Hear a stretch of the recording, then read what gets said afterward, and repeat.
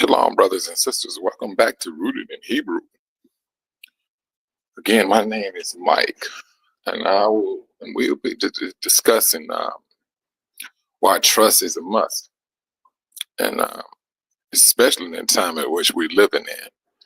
Every time I do this, I'm like, why in the world I do this? Wait to get to this time to do this stuff here. Let me see what's wrong with this thing.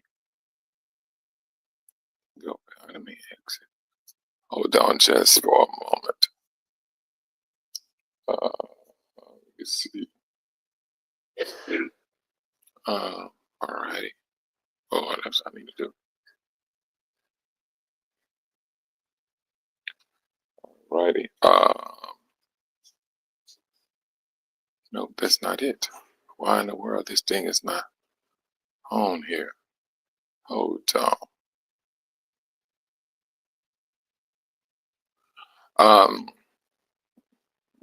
Shalom, Sister Monica. I'm glad you made it in today. This Monday morning, early Monday, rather. Trying to get this thing situated. I don't know why I wasted. Oh, come on, man. We got all day. All righty. All righty. It's coming. We got next. Shalom, brother. Been a moment since you've been on. You must have won $1 million.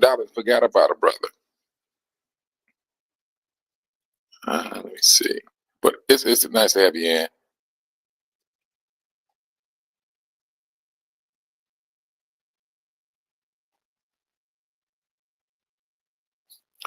Yeah. But I was talking to some brothers yesterday and things, and we you know what? Truthfully,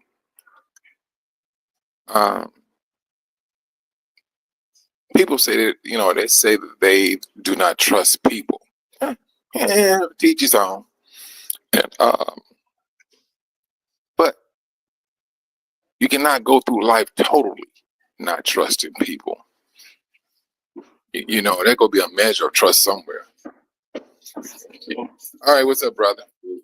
All right. And there's a measure of trust we will have to have.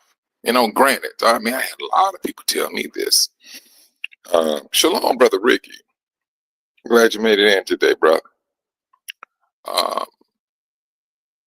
That I trust people too much. And to a degree, I do understand what they're saying. I do. I kid you not.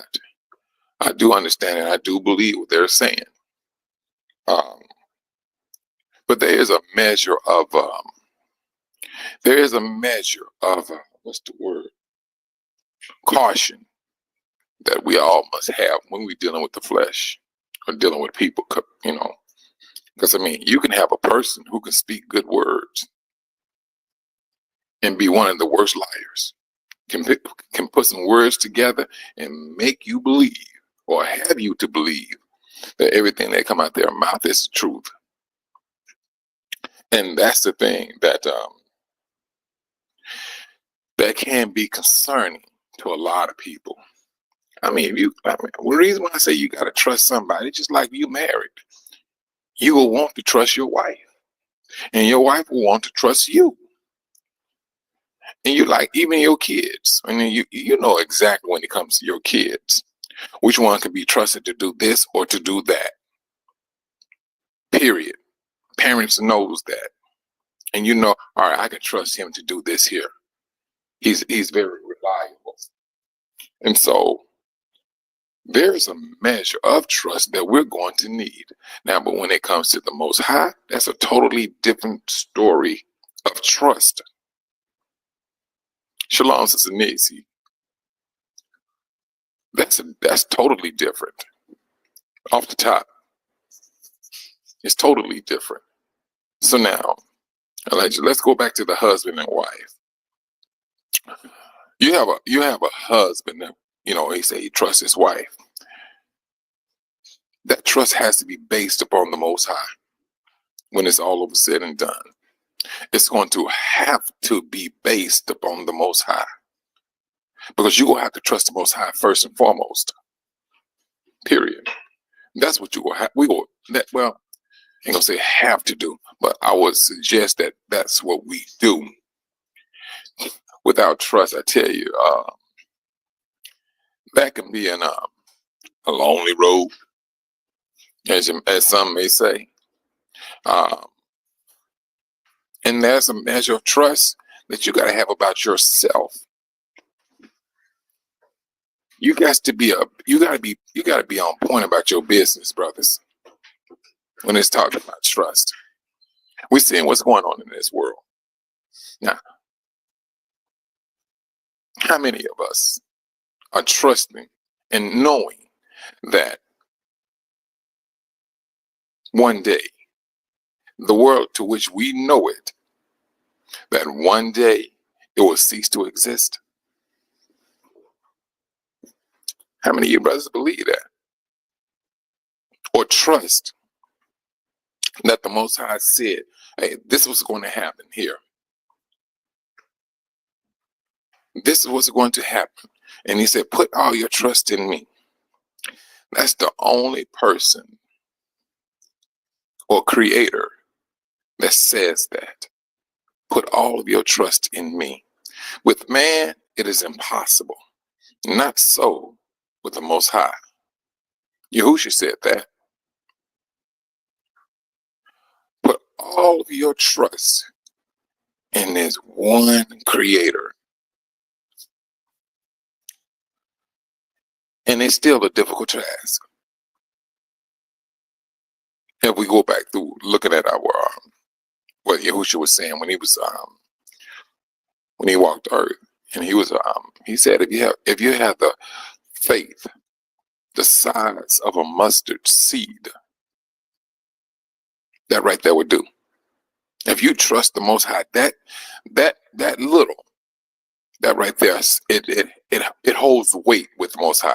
Just a little faith, trust in the Most High. That right there can go a long ways. We're seeing what's going on, brothers and sisters. This stuff is not fooling us. And the thing about it, what's the killing about it, is that we have our own flesh that we got to contend with at the same time. At the same time. You have your own flesh that you got to battle with. The scriptures may say, let me see, you must love your wife as yourself, right? The scripture says that. But you may have a man that say, you know what, now I don't love my wife, but I love myself. That's not spiritual. That's fleshly. And with that flesh, he's going to reap corruption. So he's not trusting in the Most High. Of course, his trust, there's some trust about the Most High that has rules and regulation that goes right along with it. There are rules and regulation that goes with it. Either you will trust the method that the Most High has put in place, or you're not going to trust it at all. You cannot come up here talking about, I've been married for 20 years and I want out. Trust this. You will be dealt with. You will be dealt with. You are not going to come into a covenant or vow with the Most High and thinking, oh, just because you done ran, the world say, what do they call it? They try to make everything so, they try to take sin and make sin professional. Or our relationship ran its course. That's what they used to, at least I know they used to say that back in the days. And I'm like, what course was it on? A collision? Yeah, there you go, brother. Ephesians 5:25. Husbands, love your wives, even as Christ loved the church and gave himself for it. See, this trust, brothers and sisters, we cannot be underestimating that. We cannot. You you want to get into a vow? Shalom, brother Robert. You want to get into a vow, then you want to get out of a vow. Now, that's the world's line of thinking, brothers and sisters. You ain't necessarily got to be in the vow with anyone. There's still regulations that we have to uphold. It's those laws, brothers. We have those laws that we got to uphold. And some vows that you claim, you say, let's just say, hypothetically speaking, let's just say,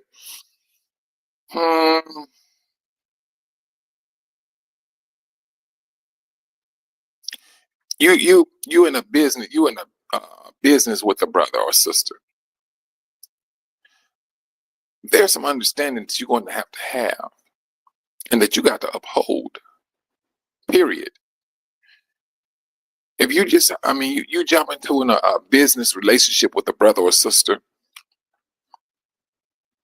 and let's just say that you came into it, you say, you know what, I want to get out of the business and things of that nature. And if you got any type of agreement, you know exactly how you need to move with that.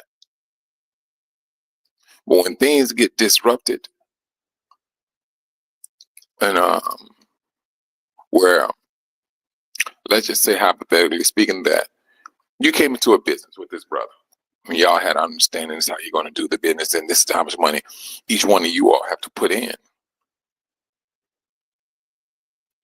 Now, let's just say that one of the brothers ran into some hard times.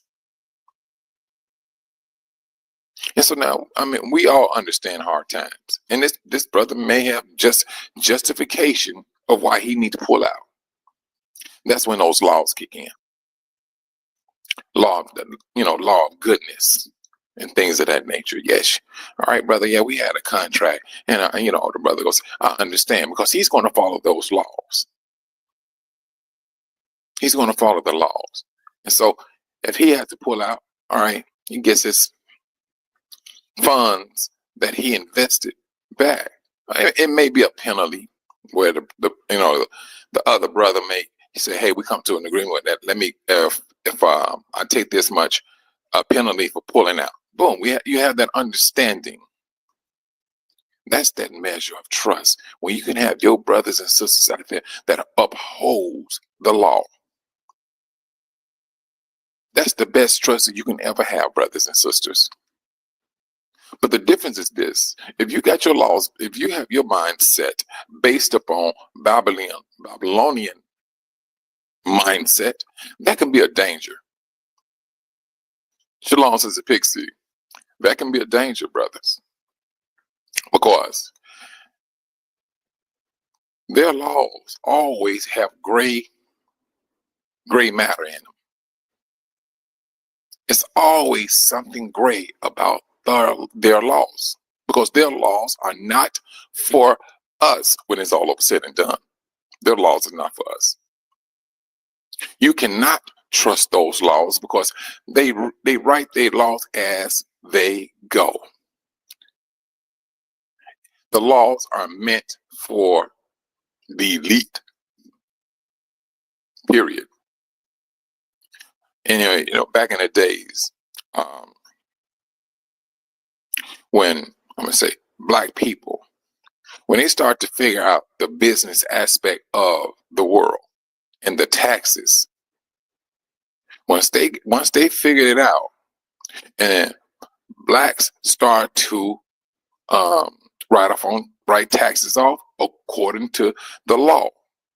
But when they felt that, hey, these blacks are coming up and they know how to maneuver around the tax laws, what do? They go in and bring up new tax laws so that it can throw you off again. So now you got to go back in, and now you got to learn the laws, see how they move with the laws and things of that nature.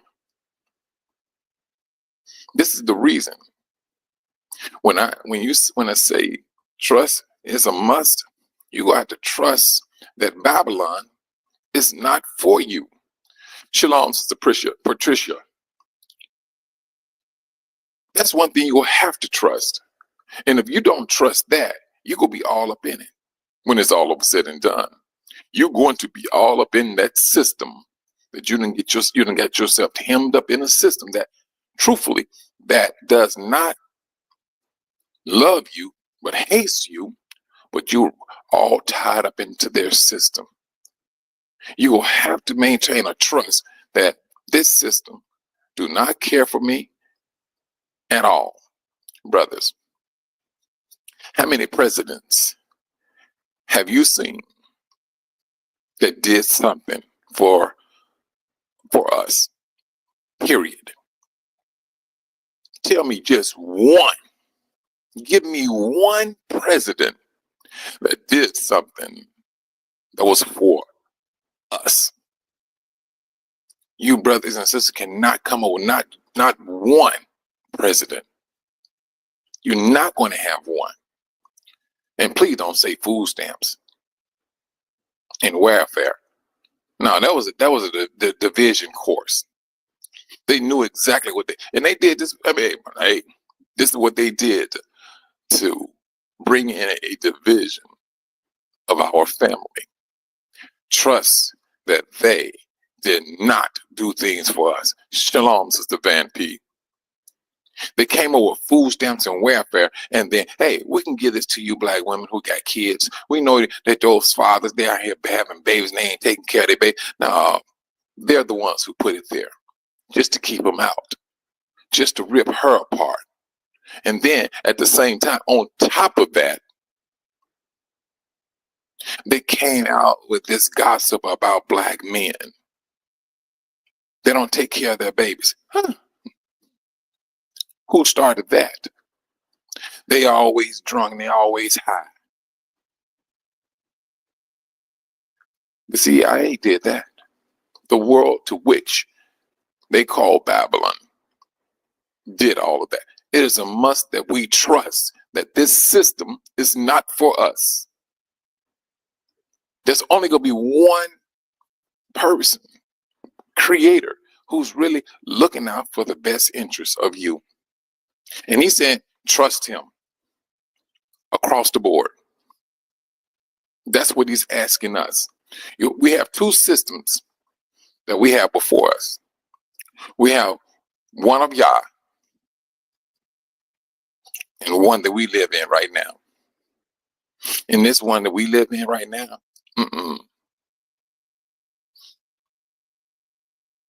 it's not for us. We're living proof.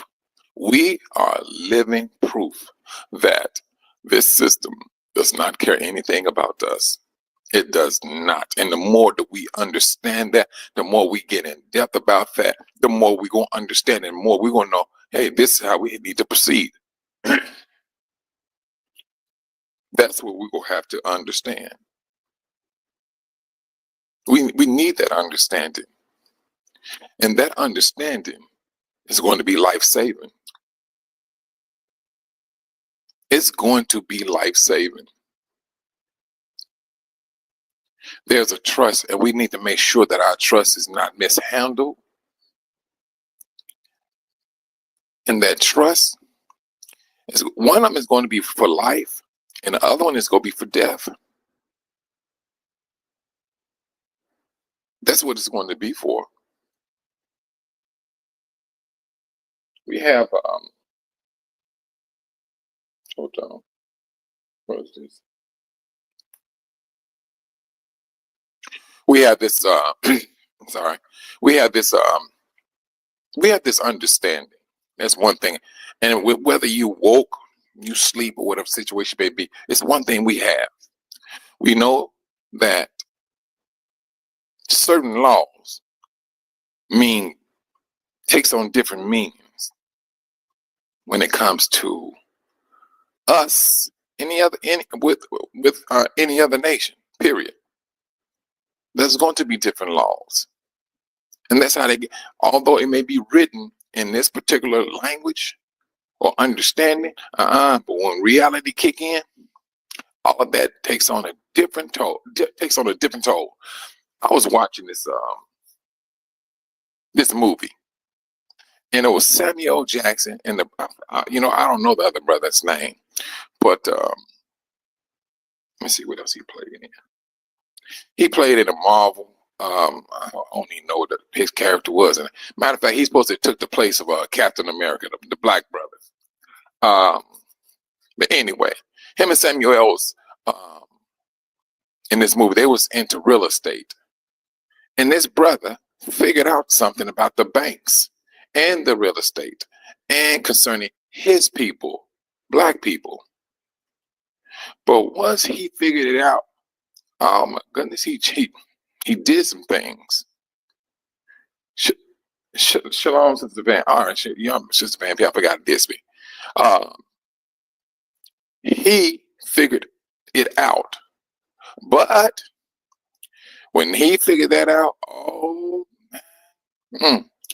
they was highly upset that he went into a system and figured out what they was doing, and he circumvented the system. The banker. There you go, Sister Van P. The banker. And that's just one movie, brothers. That's just one.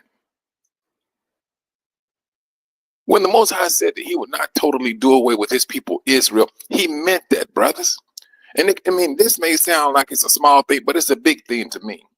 Because I tell you, when the Most High said he will not totally abandon his people, Israel, although our forefathers did some things.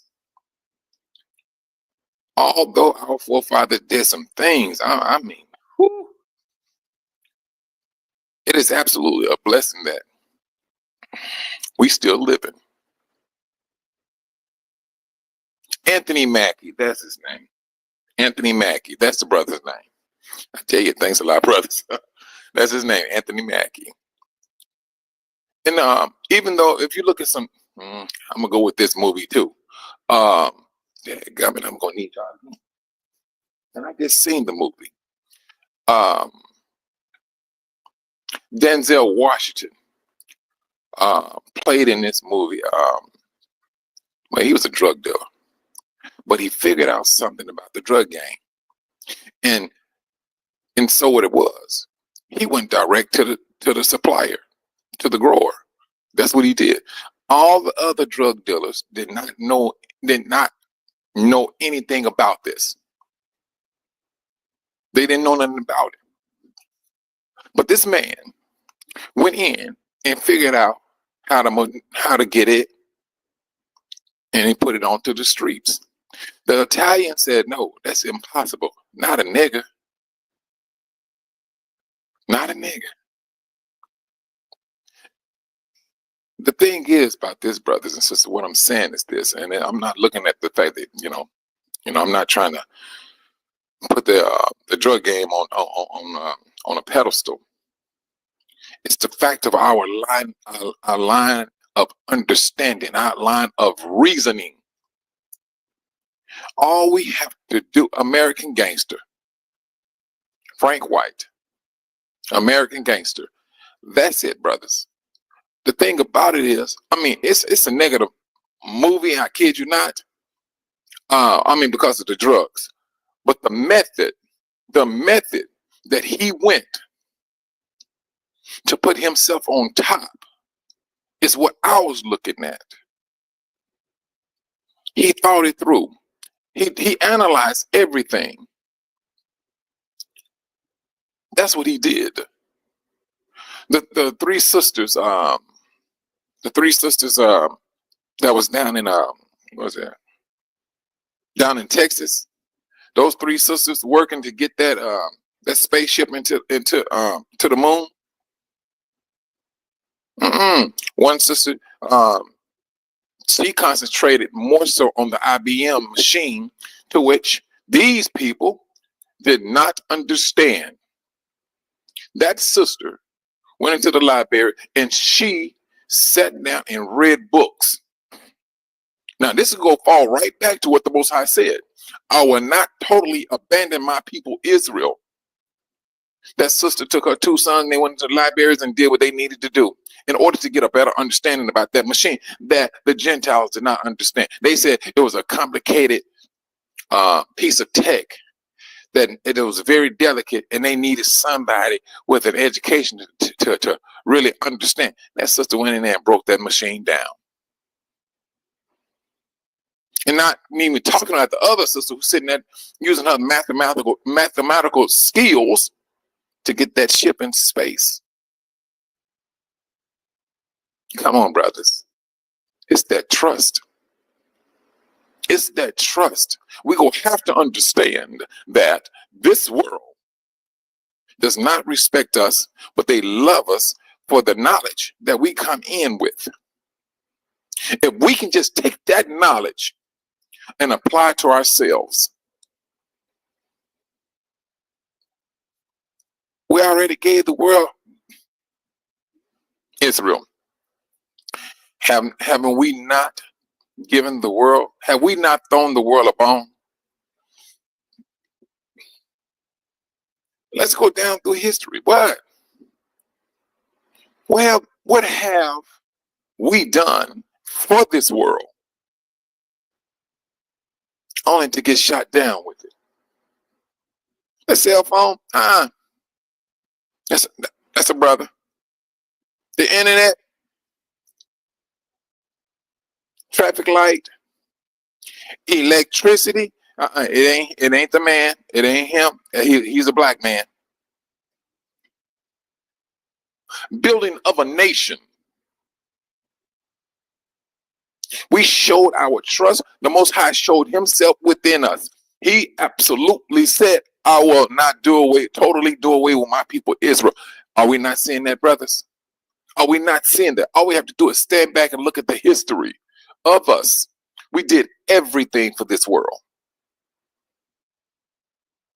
for this system, for this so-called country. Matter of fact, for the world.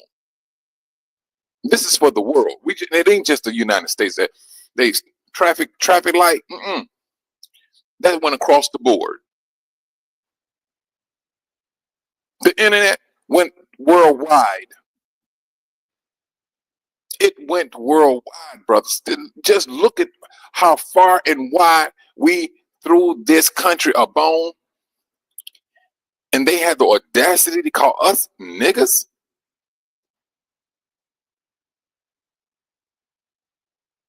There's a trust the Most High is asking for us to, hey, I need for you all to do a U-turn. Along with this awakening, I need for you to do this U-turn. I need for you to, I'm the person who calls you to think that way, to reason that way. When I give my word out that I will not totally do away with my people Israel, I mean that. But now this is the time, along with this awakening, I need for you to turn your attention towards me. And if you think what I gave you, the knowledge that you do have, you ain't seen nothing yet. It's when I put you back on that continent for you to upbuild your people. Yes, I'm going to give you that time for you to upbuild your own people. Take that knowledge and apply it to your own people. The world showed just how much they respect you, your knowledge. They showed it. And this is the reason why the Most High is about to judge the whole world. Well, let me take that out back. Why he is judging the world. This is the reason why he's judging the world. They showed a disregard to your knowledge, and they stole it. They stole it and painted their own picture. Please correct me if I'm wrong, if they didn't paint their own picture and did all that stealing. They went buck wild with it. The Most High is asking us, Israel, to step outside of our flesh and fight for the spirit. That's what he's asking us. He's asking us to step outside of it and make that U-turn towards him. With this awakening, that is what he's asking us. All the knowledge you brothers and sisters have out there, can't nobody tell me. There's nobody that's not going to tell me. If you just take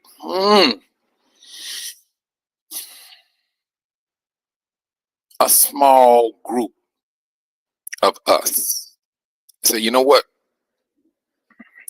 Let's get this right here started. And when that mindset is strong like that, it's going to, what's the word I can use? The knowledge and our ability will be like COVID. It will stretch far and wide, worldwide. What makes you think that this world don't know that? What makes you think that the world do not know that? This is the reason why they don't want us doing anything in Africa. This is the reason why you have brothers and sisters on YouTube give their experience, their bad experience about being in Africa. It's those laws. And then not only with the laws now, we still have principalities that we have to wrestle with. And brothers and sisters are doing it. I was looking at Brother Solo Soul, Brother Arthur, Sister Betty Ben's son on his YouTube channel. They small. He got a small channel. He does. He has a very small channel. Matter of fact, I think his channel may be bigger than mine, but regardless, the Most High start with small things and make it great. The brothers, I mean, I was listening to him yesterday, and he was saying, "Hey, we gonna have to find like-minded individuals to pull this off." I agree with him 100%. Plus tax. I do. I know what we should do and what we need to do. The Most High keep telling us what He will do for us if we do this. He's telling you.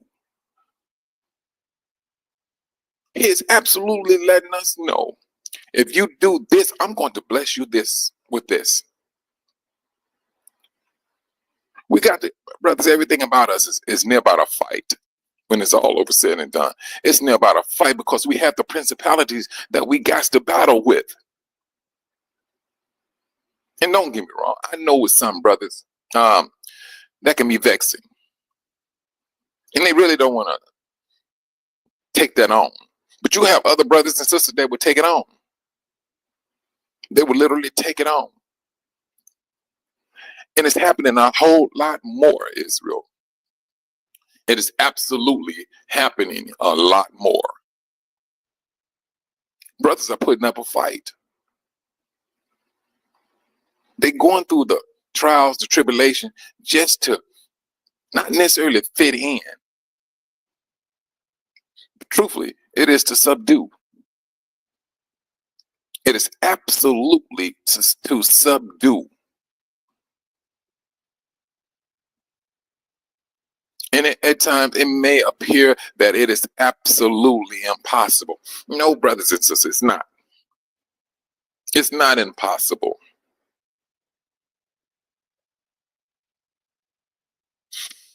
We are some very smart, intelligent people. But the more we concentrate on that flesh, Israel, we sink low. We sink low if we concentrate more so on the flesh. Let's do it this way. To prove my point about how we can sink low when it comes to that flesh. Did not Hashatan go into slithering around he would come upon Eve. Hashatan knew this. And see, this is a very dangerous game. And I would say this to Israel. What do they call it? He went out and he plotted a murder.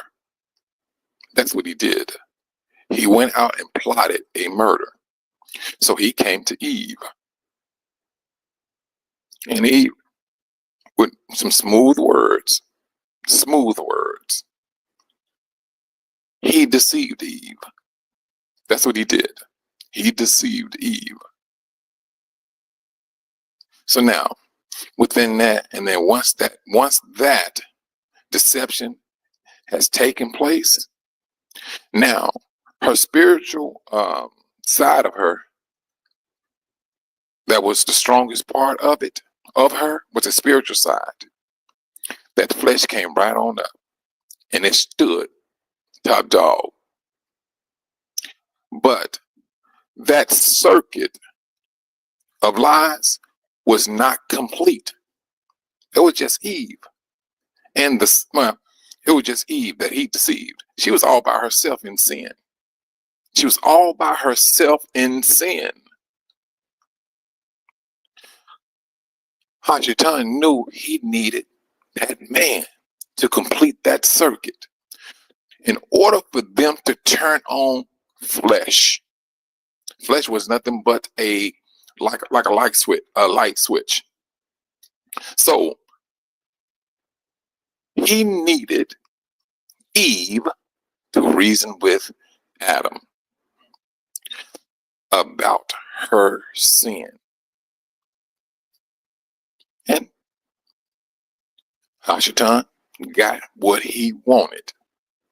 That circuit was completed when Adam willfully walked into sin, and that spiritual side took a back seat to his flesh. That's what happened. It took a back seat. That flesh reigned supreme. It reigns supreme. Yes, you're going to have individuals out there saying, I want to be able to do what I want to do and things of that nature. It's based on flesh.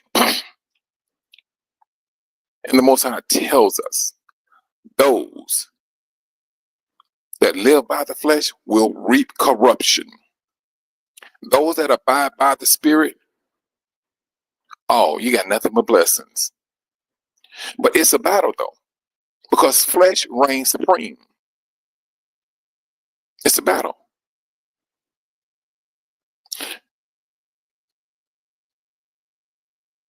It is absolutely going to be a battle.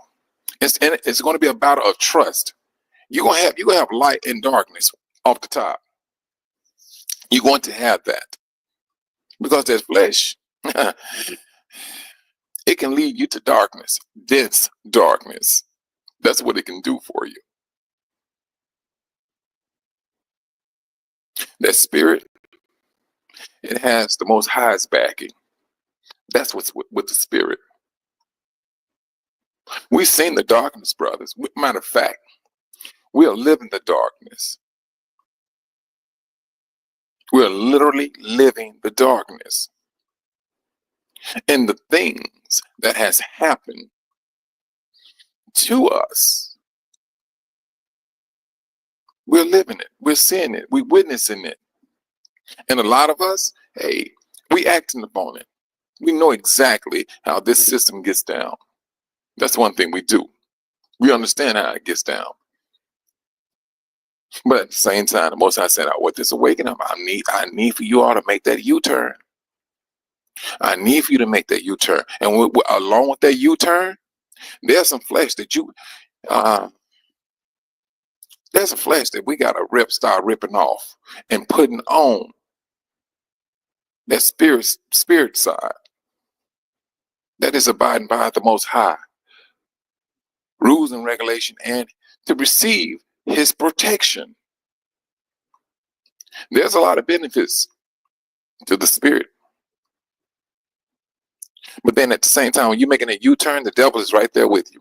When you're making a U-turn, he do not want you to make that U-turn. He wants you to continue in your sins. That's what he wants. I'm gonna go with this. And I was Job.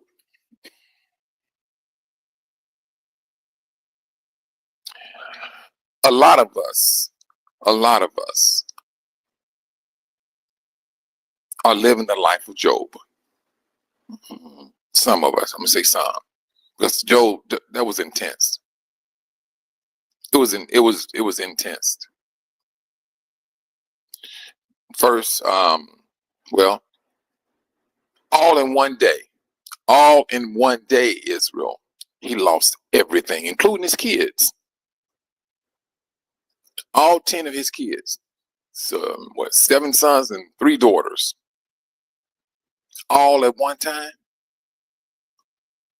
His flocks, all of this took place in one day. Shalom, Sister Kathy. All of that in one day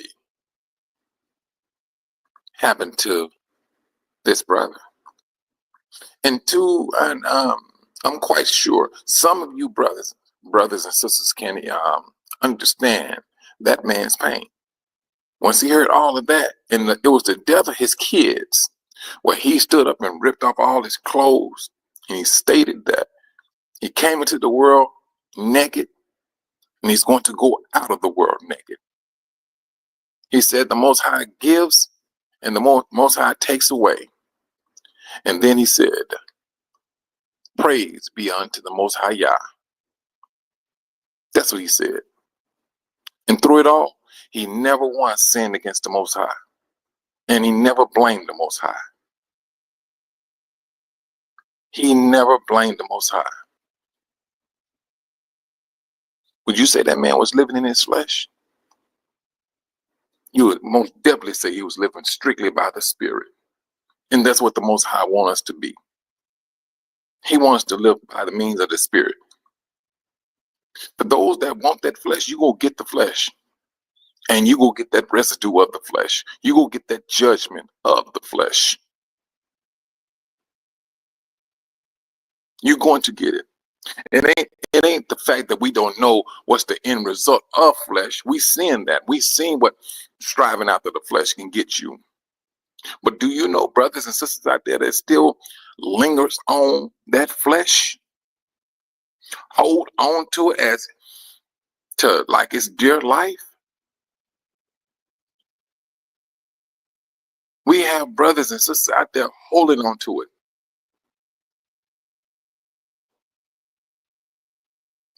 The scriptures clearly states, what Yah has yoked together, let no man bring apart.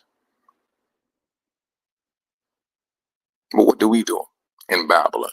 Oh man, you can walk in the court and get a divorce. I mean, what? It don't have to be nothing. It does not have to be nothing. You got a divorce. That's the system.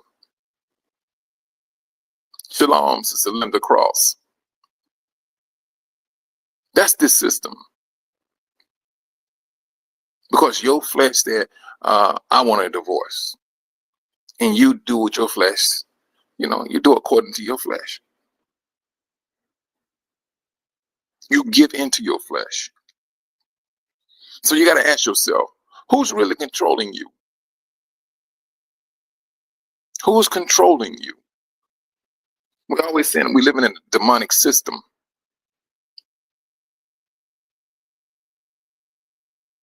So who is really controlling you?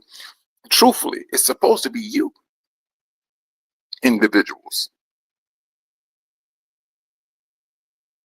When you know that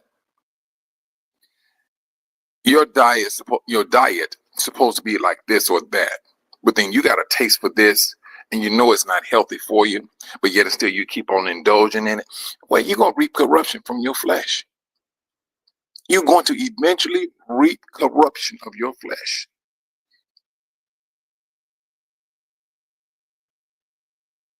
The Most High has warned us, and He told us what's going to happen in the final phase of the last days. That's what He has been warning us. And now we start to see these things. Oh, over there, LA. LA. We seeing it, brothers. And it's like when they just to dibble and dabble on that just a tad bit, the water look like dust to that fire. It's like when they pour the water, it's just like it's like it just flat out turned to dust. That's what it seems like. And at the same time, brothers, how in the world are you on the Pacific? You right there by the ocean. You right there by the ocean. You're supposed to be this highly advanced country, and you go tell me you can't get some of that ocean water to soothe that fire? Hey, I'm just asking. I mean, I've seen ships with some very strong pumps that will shoot water a mile away. But I'm still going to hand it over to the judgment. I'm going to still say it's a judgment from the Most High. I'm going to still hold tight on that one.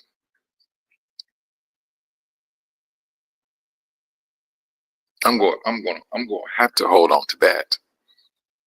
Period. And if the winds keep on blowing, hey, you'll have a portion of the country. I don't know. They talk about rebuilding.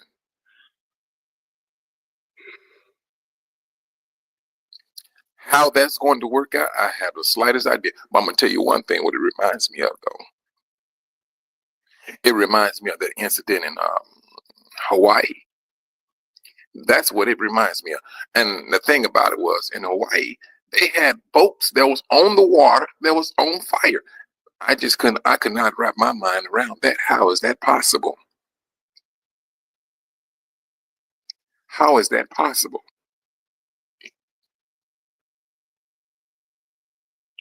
This understanding of trust, it is a must. I'm telling you, brothers and sisters, we're in that time.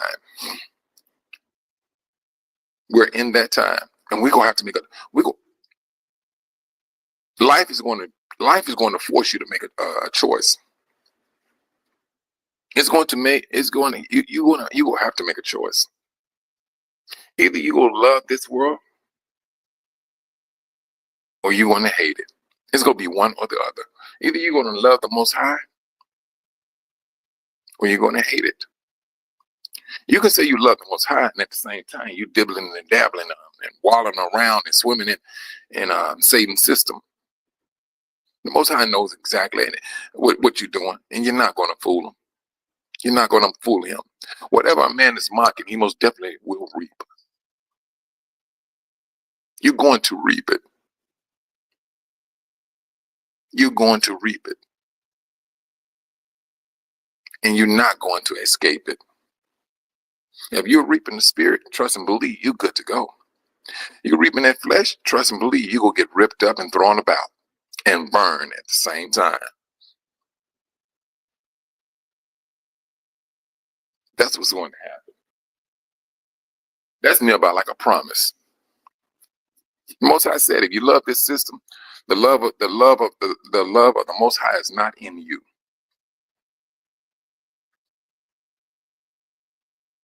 We will have to trust that this system is not for us. It's not. We have to make a decisive decision to how we're going to move about, be about our business. A lot of brothers, let me take that. Well, I'm gonna go with the majority. Majority of brothers, they do say that we, as a people, I'm talking about brothers on the continent too, they are in a firm belief that we need to pull together. They are in a firm belief that we need to pull together. What do you think this spirit is coming from? What do you think those words are coming from, brothers? The Most High is causing them to see some things. And they come to understand we're the only people that's not working together. The only ones. And granted, we all know why. But they come to understand if we work together, we can grow together. Brothers, I can say that until I'm blue in the face. Like Solo Soul was saying, Brother Arthur, if we do not pull together, we will eventually keep on dying. We do not need the world to destroy us. We will eventually destroy ourselves, Israel. We can talk all day long what we need to do. We will. We can. But we will have to start putting things into action. Talking about things, all right, that's fine and dandy. Putting a plan together, I understand it. But when you go inside your pockets, oh my goodness, that's when the God stands out now. That's when you get kind of conflicted now. And I'm not talking about the Most High either. Now we say we worship one Creator, one Elohim. Now, brothers and sisters, you truth be told, you will have like at least two or three. Two or three. And the Most High saying, either you're going to trust me or you're not going to trust me. And if you don't trust him, there's another God that's somewhere down in this. There's another God that you are worshiping. But with your mouth, you're saying you believe in the Most High.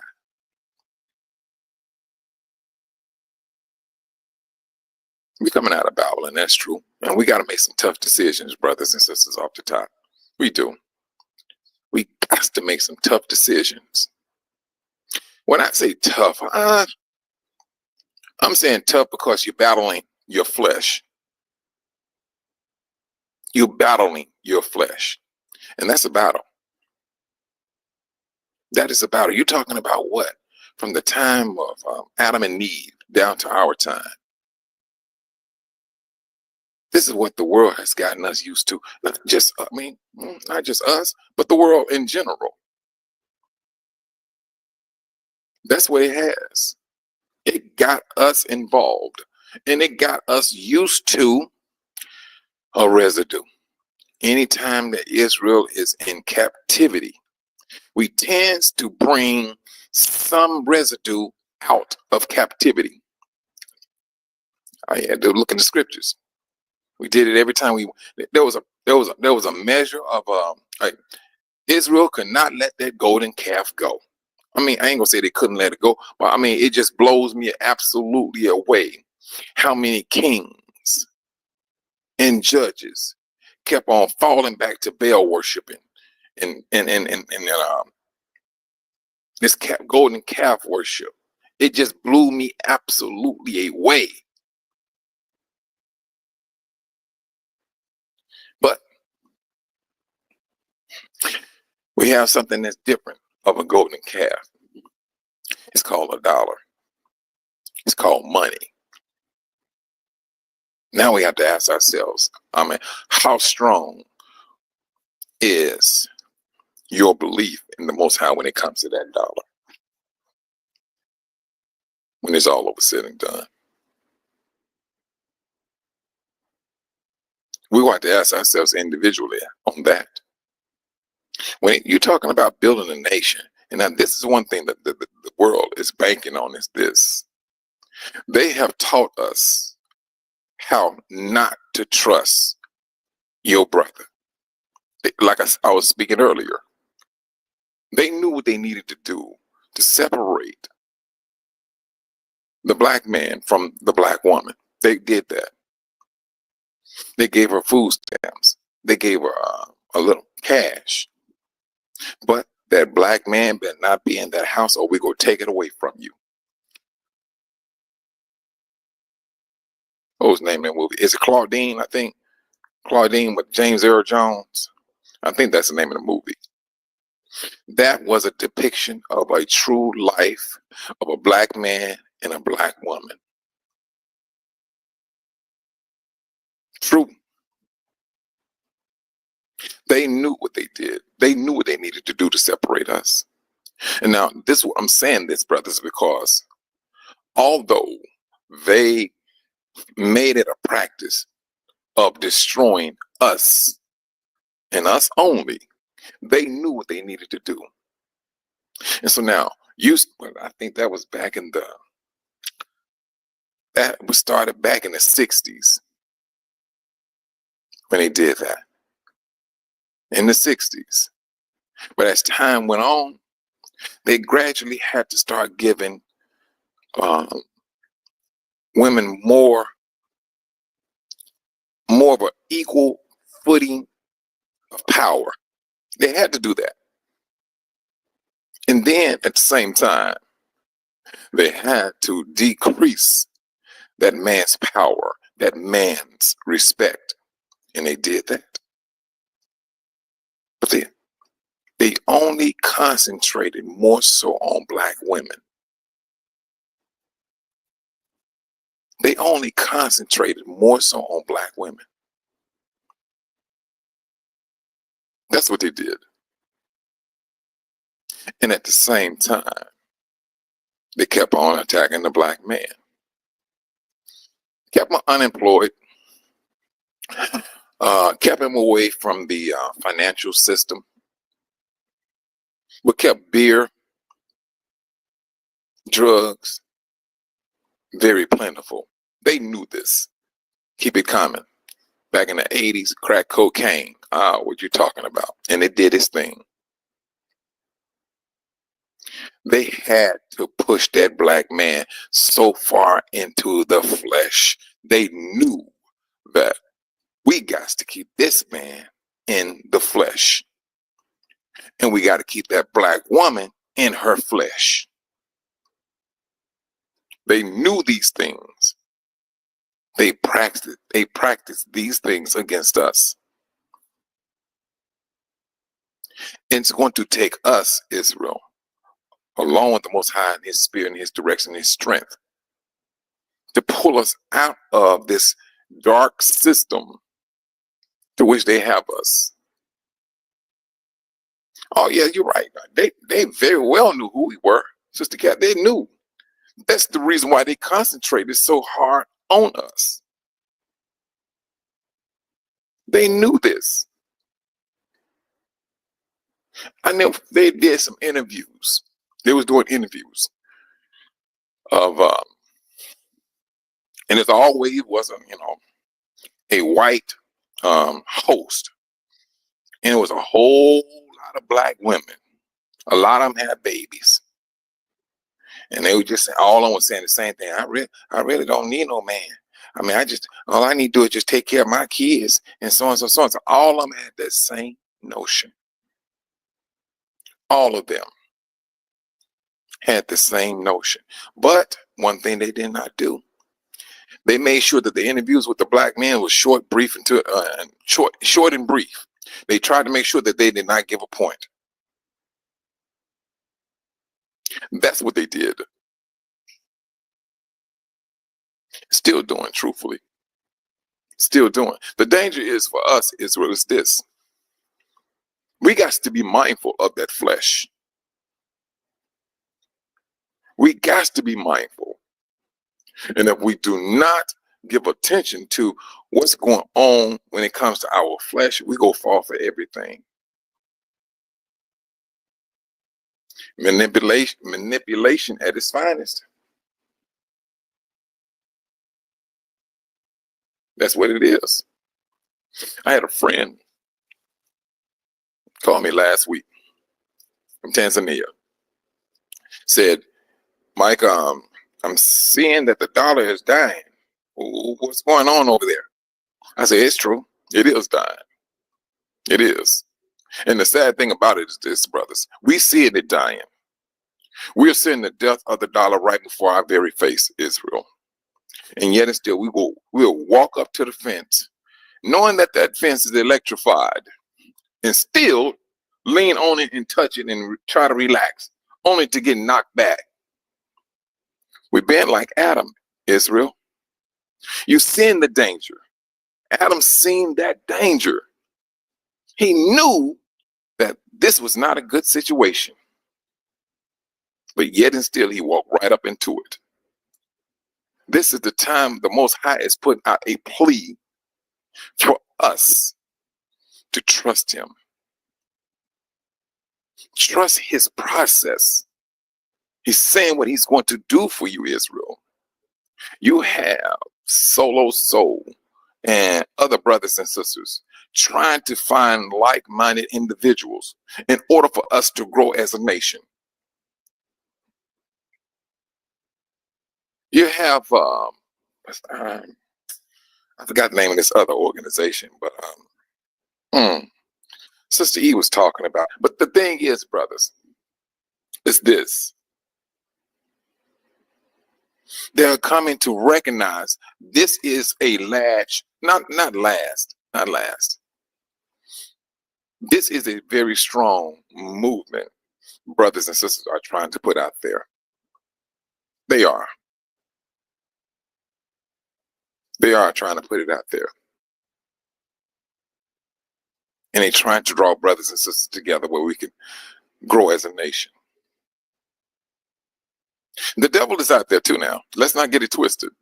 Let's not misunderstand that. That the devil is throwing his monkey wrench, or he bring his henchmen in the midst of Israel in order to throw us off. He's doing it. He's always bringing in that flesh.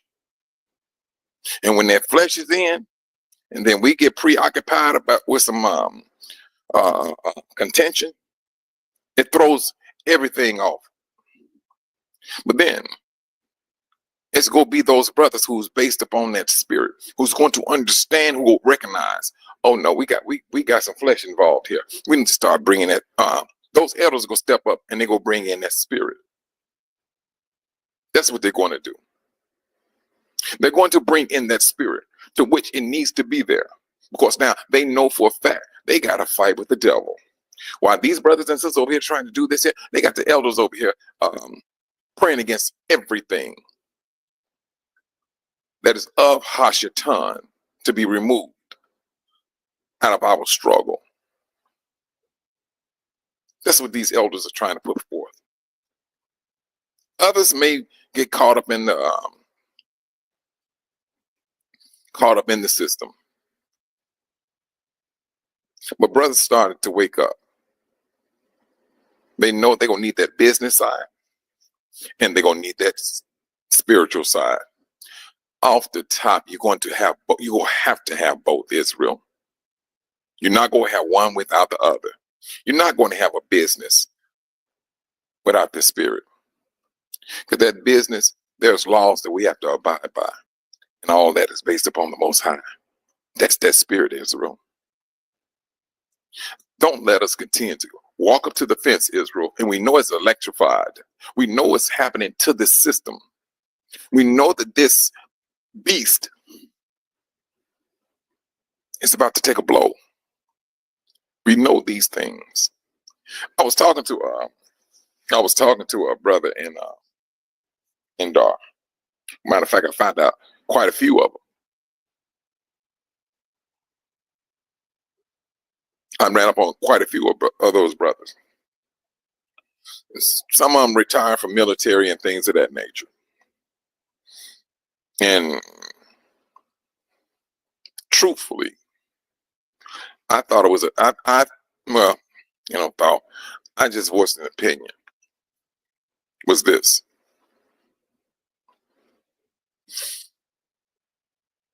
We study scriptures. We know what's supposed to happen in the end times, right? And the scripture also says, I'm going to do away with this nation. Anything about this nation will cease to exist. That includes their dollar, brothers. That's including your retirement.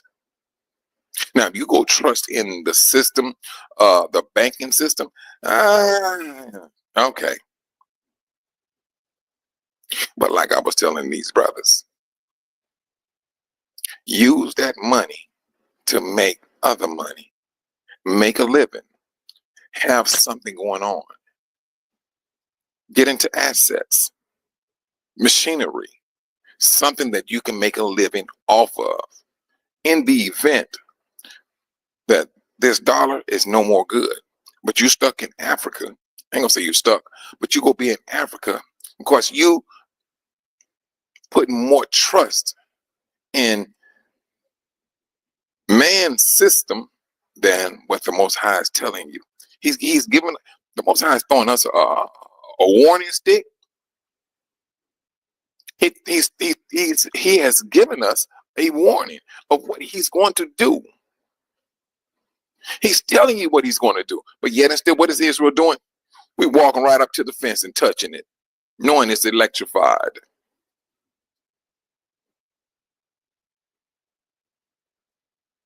That's what we're doing, Israel. And I know for a fact, in a matter of one day, brothers and sisters said, you know what, this is what we're going to do. And they start putting in funds. We need to get rid of this stuff here before it's done away with. That's that smart move. That's the trust in the Most High, Israel. And don't get me wrong. Yes, the world told us, I don't trust these niggas. They ain't gonna do right. And don't get me wrong, to a degree, we've seen that. But the Most High is still telling you to trust him. That's the greatest of all.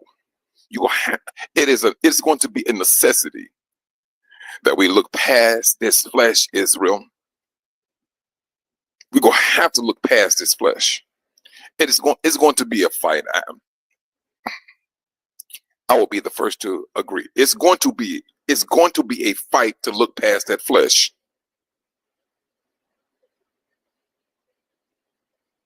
That's why the Most High said, give it to me. Give it to me. I will do it. And the Most High has told him, he already telling us, if you do this here, I'm going to bless you this. I'm going to bless you that. And Israel, this remnant that's coming out, Israel, that remnant gonna need places to stay, food to eat, clothes to cover their bodies, herbs to heal whatever it is. They're going to need this. We're going to need it. And it ain't just us from the United States, Israel. We're talking about globally. Now, I heard brothers and sisters say it may take some years. The scripture don't say that. The scripture does not state it's going to take a couple of years for this exodus to happen. And it doesn't say it's going to be in one day either. But will it hurt to prepare yourself as if it's going to be one day? No, it will not. It will not. We start putting things together. You start to grow as a nation. The world started to reckon, hey, these people, they're growing they're growing. Their business venture is on point. And we know that it can be done. That's the saddest thing, Israel. We know for a fact what we can do, but we don't even trust ourselves to do it. That's the thing. We know what we can do, but then we don't even trust ourselves to do it. Why is that, Israel? Because we have principalities that are blocking us. And we're going to have to start to understand these things. Just like with Job. There was a principality that was fighting him. He didn't know it. But when that demon could not break Job's integrity to the Most High, do you think that demon went back and apologized to the Most High and said, you know what, you win. I give you that one. No, he didn't. The scripture says he just simply walked away and left Job alone. Brothers, he's going to do the same thing with us. You're the ones that's coming out of that 400-year track. He's getting to that point where he's about to walk away. He's getting to that point where he's about to walk away, because now we got to start being more decisive. We got to be more with a mindset. If you know for a fact this is what it's going to take, Israel, we're going to have to start doing it. We're going to have to start doing it. I was just looking at a program yesterday. These Gentiles gave out a dense darkness of a judgment. And like I always say, it's all go boiled down to food. And that's what they was talking about. And they were talking about all these different countries reporting record low of crops coming back in from growth. They were talking about all these different countries. And guess which one was not mentioned? Guess what country was not mentioned with a negative return on crops? Yeah. Mm-hmm. The place where you all are from, where we from.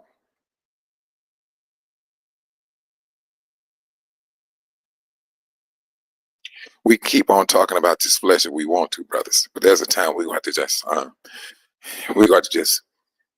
it's going to be a necessity that we just have to kick flesh to the side.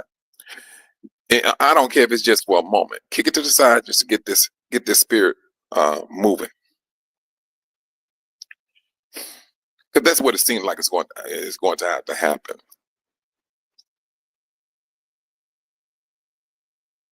That's what it seems like. They're going to use food as a weapon. They letting you know exactly what they're going to do. It's going to be used as a weapon, a bargaining chip. If you go fall in line, I give you this here. You can have this piece of bologna. That's what's about to happen, Israel. Let us not continue to walk up to the fence while it's electrified.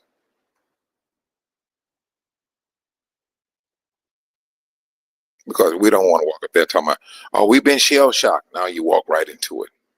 You was warned. We was warned. The Most High gives us warning. And it's about us taking the needed steps to prepare ourselves, to put ourselves in a position. That is a warning, Israel.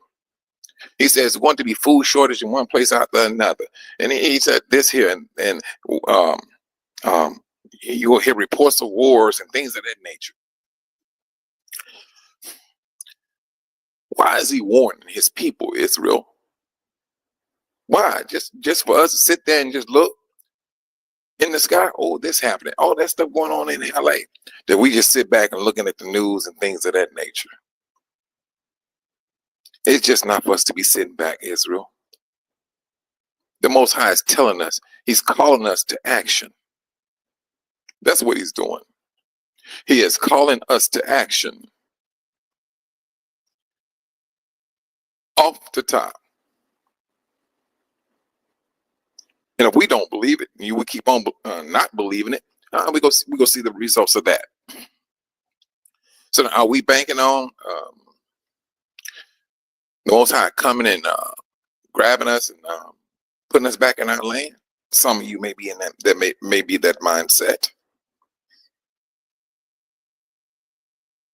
But at the same time, the Most High still, you're going to put in some action. Whether we go be forced or we go do it willingly, trust and believe. You're going to put in some work. You're going to put in some work of some type of nature, because you're just not just going to sit here and think, oh, well, I'm going to be going into the wilderness drinking milk and honey.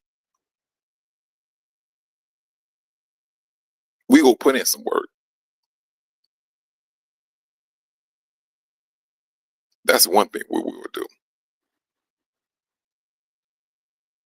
We've been warned. Warned and warned over here. People say they want to do this here, they want to do that there. I'm not going to pacify ourselves. But one thing we will have to do, we will have to start trusting one another, more so the Most High. That brothers do what they're supposed to do and abide by those laws set out in the scriptures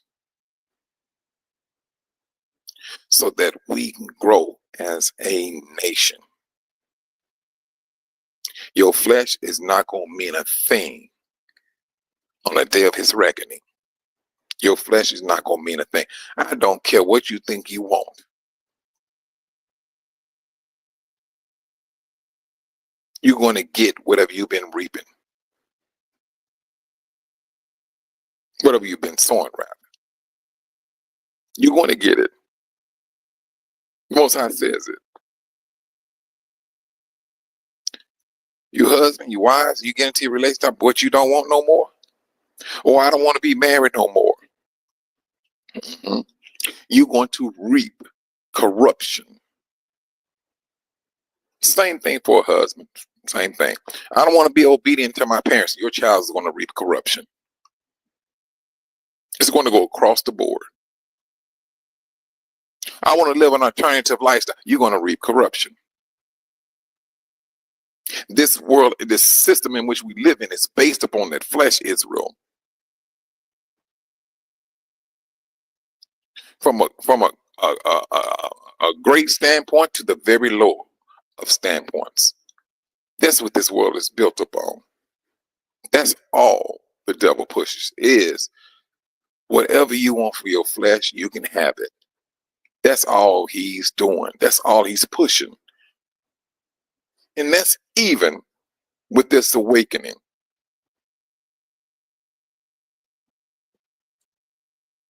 That's what it's about.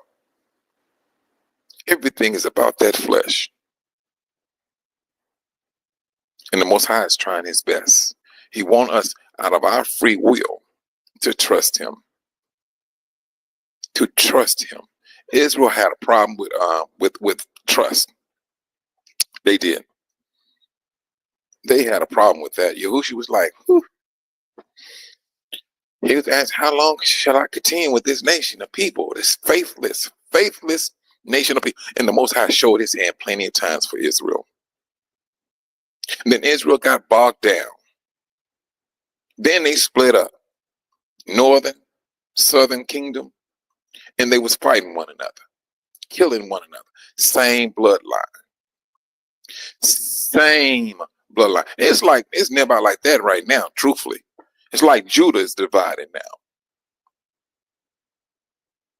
It's like Judah is divided. You have a small group of people over here that's trying to work as a nation to build our nation up. And then you have another large group over here saying, you called me out on so-and-so, so-and-so, so-and-so, or this type of teaching. Brothers and sisters, if you think I'm joking, follow some of these channels. You got channels on here talking about a debate. I'm not even trying to waste my time on debates. I'm not worried about what some brother is talking about. Man, they talk about me like a dog. Man, I just keep it moving. Bump all that nonsense. It's real out here. And the realism is this, that the Most High is looking at everything. He's looking at everything. He's paying attention to everything. He's looking at these little small groups that's trying to get something started. Hey, we need to do this and we need to do that there. And they're not concentrating on the conflicts of people. They're not concentrating on that. They're trying to get these small groups of people together so they can come and work accordance to the Most High's will. And that is his people coming together. If you think I'm joking about this, Israel, start looking at a lot of these channels. Start looking at them and see what they're talking about. I mean, you have a brother. You may have a brother over here who believes this, and then another brother believes that. Right now, Israel, truthfully, everybody's going to have his or her own interpretation of the scriptures. Period. That's the nature of this system to which we are in. But when that teaching and a person's belief conflicts with yours, now you have a decision to make. But it's not that it's going to make or that it's going to just break you down. It's not. You're going to pick your association. That's what you're going to do. And you go move on. You ain't got to get up here and say, oh, I don't believe it's teaching about this or about that. Because it can become a distraction, Israel. We see in a bigger picture. Let's concentrate on this. We know that we are the people. We have scriptures to have we have scriptures to prove that. We also have on top of that what the Most High said. I'm going to lead this upon my people. You can recognize my people. You have brothers and sisters over here saying that South Africa is where Jerusalem is located at. Some say this, some say that. Brothers and sisters, right now, at this present point, how in the world I'm going to be arguing about where Jerusalem is at? I'm not even on the continent.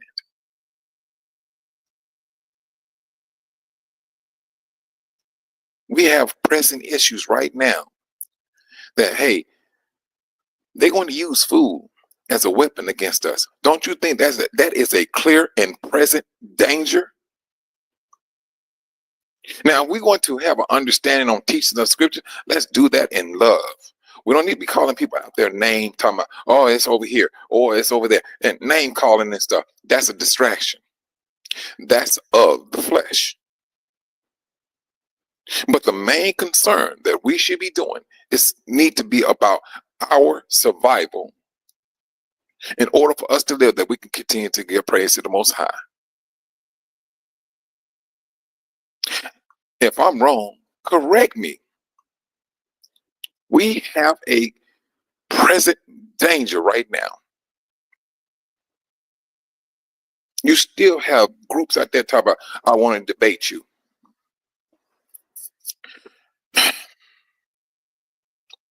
Brothers and sisters, I'm saying that as a distraction, truthfully. I think we have well more than enough information to know who we are and how we need to travel, how we need to go about doing things. Because right now, the Most High has not given us that spirit where he said he's going to put into our hearts of understanding all the laws are going to, he's going to put that in us. Right now, we are not at that time. That's one thing. We can teach all we want, but the greatest of all teachers and teaching is going to be done by means of the Most High. You brothers and sisters, I mean, there's not one brother on this planet that knows the scriptures from A to Z. But some give off the notion as if they do. They don't. They do not. But I think this is the time for us to really sit back and analyze what is the more important things that we need to be doing. And are we saying that we are Israel? We need to be bringing ourselves together. Period. We go find ourselves asking the nations for food to eat. And we already seen what they can do with the food. They can mix that food with anything. And yet it's still, we consuming it. Was it a couple of days ago we was talking about how pork tied into a lot of foods. Do we want to continue to be like that, Israel? You may thinking you eating a piece of chicken, but yeah, they didn't sit up and pour all type of pig juices all over it. You don't know. You just go to the store and you buy it. It could be the same saw they use to butcher up a cow. They can use that same saw to butcher up a pig. These are the things, Israel, I'm saying that we have a clear and present danger. We have the knowledge that, hey, we don't own none of this here, and we don't do this here. What can we do to put ourselves in position? Well, I can trust this brother. I can trust this Hebrew that he is going to butcher this food according to the law. That's what we have knowledge of, brothers. We do have knowledge that we need to do something about it. And if you have knowledge about this, and yet you do not abide by it, is a sin for you. Am I wrong, Israel? Correct me if I'm wrong. We having a whole lot of knowledge, and we talking about it, but yet and still ain't nothing been done about it.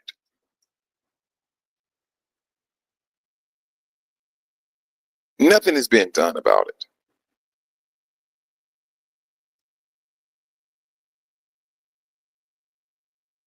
We're gonna have to start. We're gonna have to start putting things into motion. It's going to be for our benefit, not just 10, 20 people. No, we trying to grow this into like a nation. We showing our history, Israel.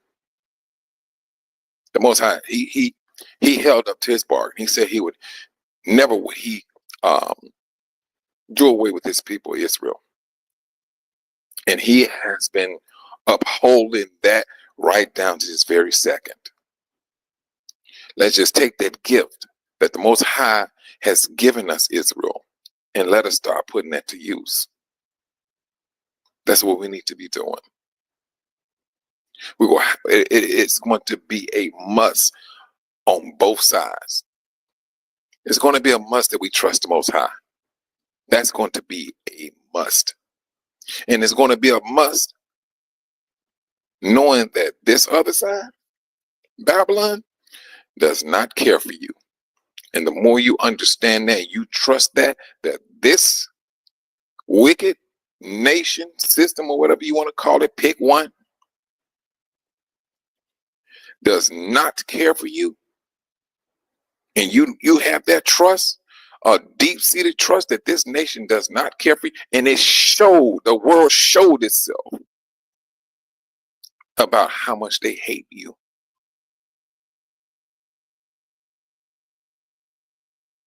That's what they show.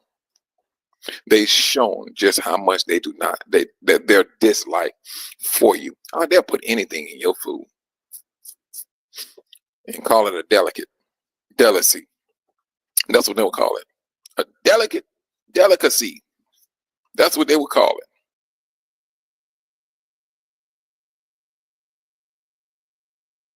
This is what the nations here think about you.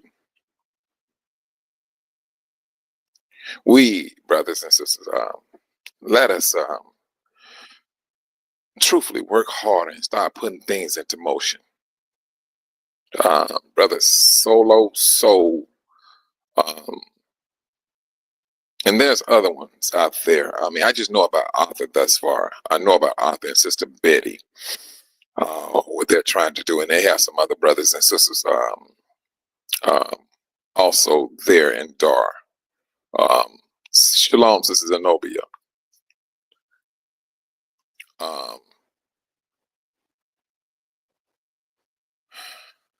You're welcome, sis.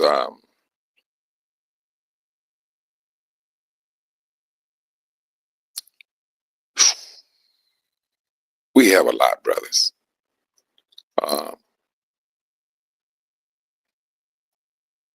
That we need to do.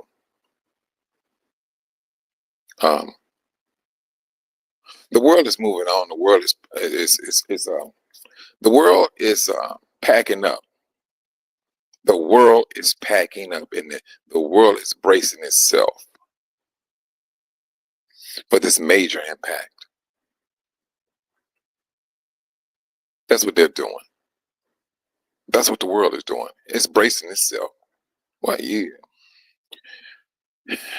Israel, are we bracing ourselves for this impact? Because trust and believe, we're going to be affected, and we can't blame the Most High. That's one thing we can never do. He gave us a warning of what the things are going to come upon this earth. He given it. We can't blame him. If you find yourself talking about your ration of food is exhausted, we can never blame the Most High. We cannot. He has given us fair warning. And I don't care if, I mean, let's just say hypothetically speaking, brothers and sisters, that brothers and sisters did something. They started it. They started, we go get into agriculture. We go do this here. We go do, and they start putting funds in to get this done. Israel, the Most High said He's going to bless it. You may think it's small. The Most High is already. It's already. The growth is already there. The growth is the trust that we decided to put in the Most High. That's where the growth is at, Israel. That's where the growth is at.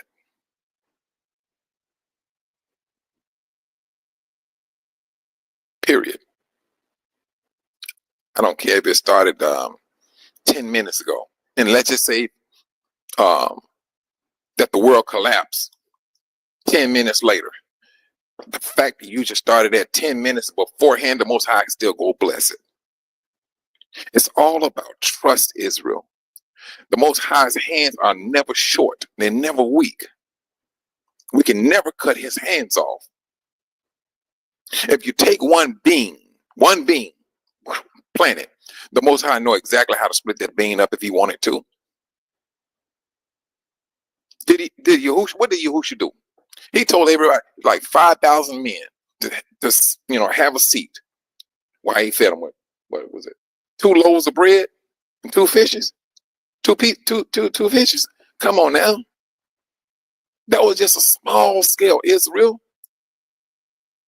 He showed you something that He can do. Everybody was satisfied. But then when they took up the surplus, there was more surplus that came back than was issued out. Think about that, Israel. Hold on to that. This is what the Most High is telling us. He showed us. Now, whether you believe that or not, that's based upon the individual line of understanding. He gave us the example where he fed a 5,000. I think I'm underestimating that 5,000 because I don't think that it included the women and children. So I think it was more than 5,000. But anyway, He fed His people. He gave us an example of what He's going to do on a grander scale. And are we not at a grander scale, Israel? We're worldwide. At first, we was all on one continent. Now we worldwide. How many of you all believe that the Most High's hands are that short? How many of you think His hands are that short? Along with the warnings of what He's saying He's going to do, what's going to transpire. This is what the world is going to do. And this is what the world is doing. It's preparing itself for this major event based upon their flesh. Oh, you need to make sure you got this, all these type of canned goods. Shalom, Sister Pinky D. You got to make sure you got these canned goods, and you got to make sure you have this here. You make sure you have this. Make sure you have toilet paper. Make sure you have winter boots. They preparing themselves. Israel, should we not be doing the same thing?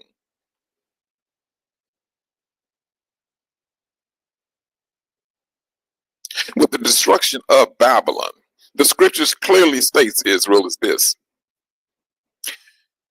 that the other nations are going to suffer too.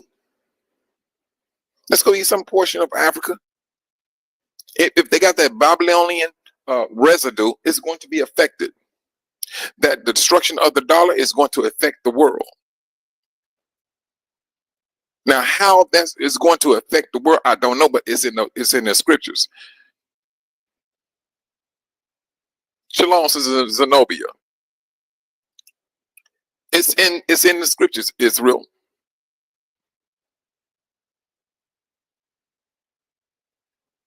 We're going to have to come together, not just here in the United States. I'm talking about brothers and sisters in the other European lands, in the South America.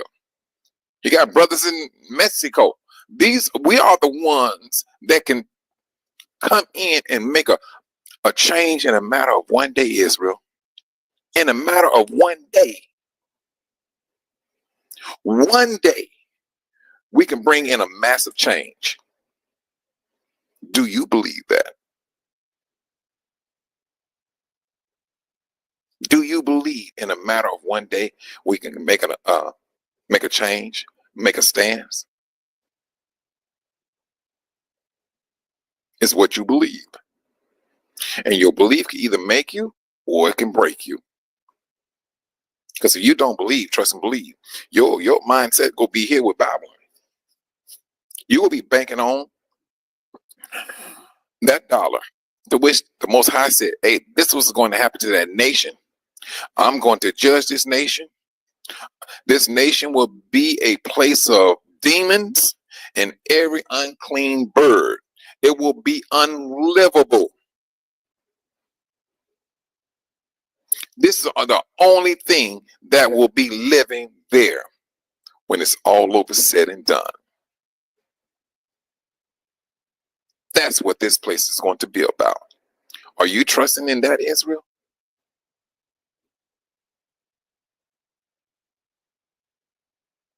Are you trusting in that, what the Most High said this place is going to be? I would say one thing. When Yahushua said, was it Luke 21 about us going into slavery? Did that happen? Did we not go into captivity?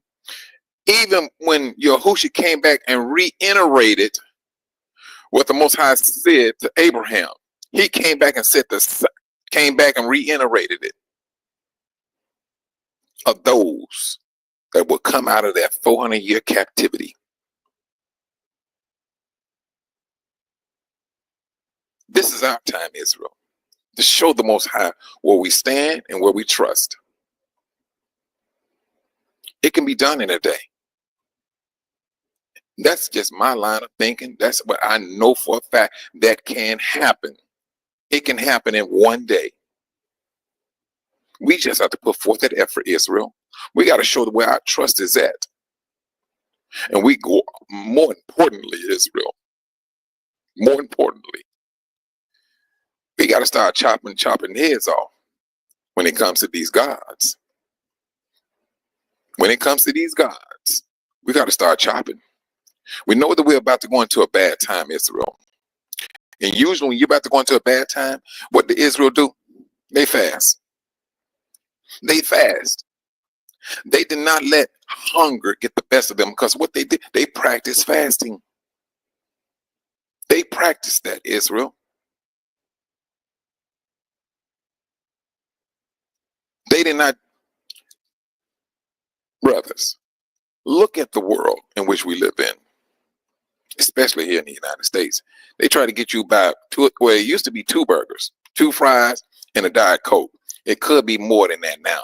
But my thing is this, they always want you to overeat. Why, Israel? Think about that. They want you begging when you're hungry. But when you have been practicing and put into practice of fasting, there's a lot of benefits to fasting and just not eating. There's a lot of benefits to it, brothers. A lot of it. We're about to go through some things, and fasting is one thing that we really want to have. We want to have that as a trademark, that you can go about your business fasting. But this world, they do not want you to do no fasting. They do not. They know the power of fasting. It was Israel who started fasting. The Most High would say, hey, you need to fast this here. Fast there. And Israel, build your strength up. Let us build our strength. Just, oh, yeah, they doubling up Sister Zenobia. I was thinking about that same thing, because that's the commercial I seen. They had like I think they had like 3 burgers, and all of them was like double burgers.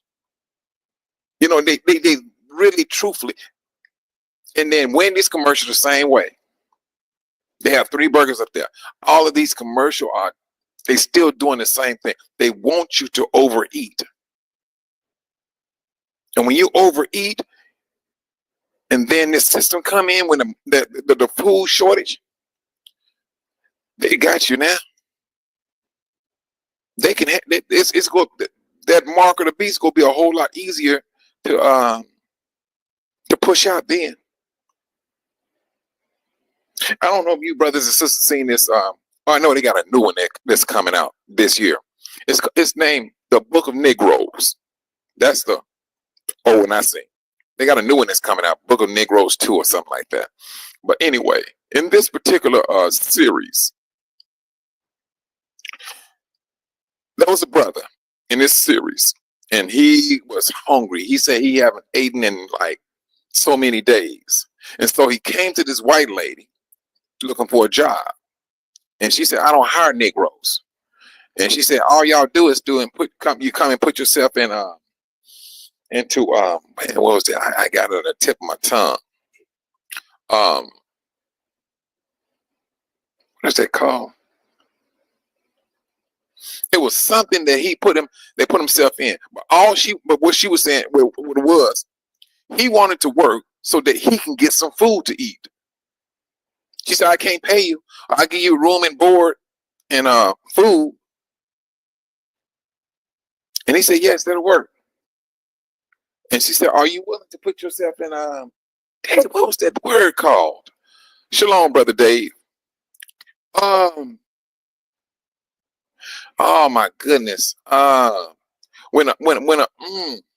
is the word? When people sell themselves into slavery, it's something. There's a word for it. Oh man, what was this thing called?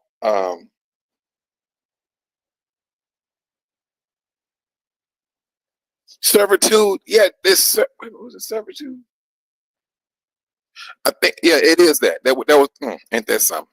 That was the word. I was saying servitude earlier. And that's what happened. So he was up under that. He was up under a 2-year contract with her just to get something to eat, so that he can have food to eat. Brother, they using the same old plot. Yeah, it's like an episode. It is. And so they're using the same old plot. They're going to use it. They're going to reuse it.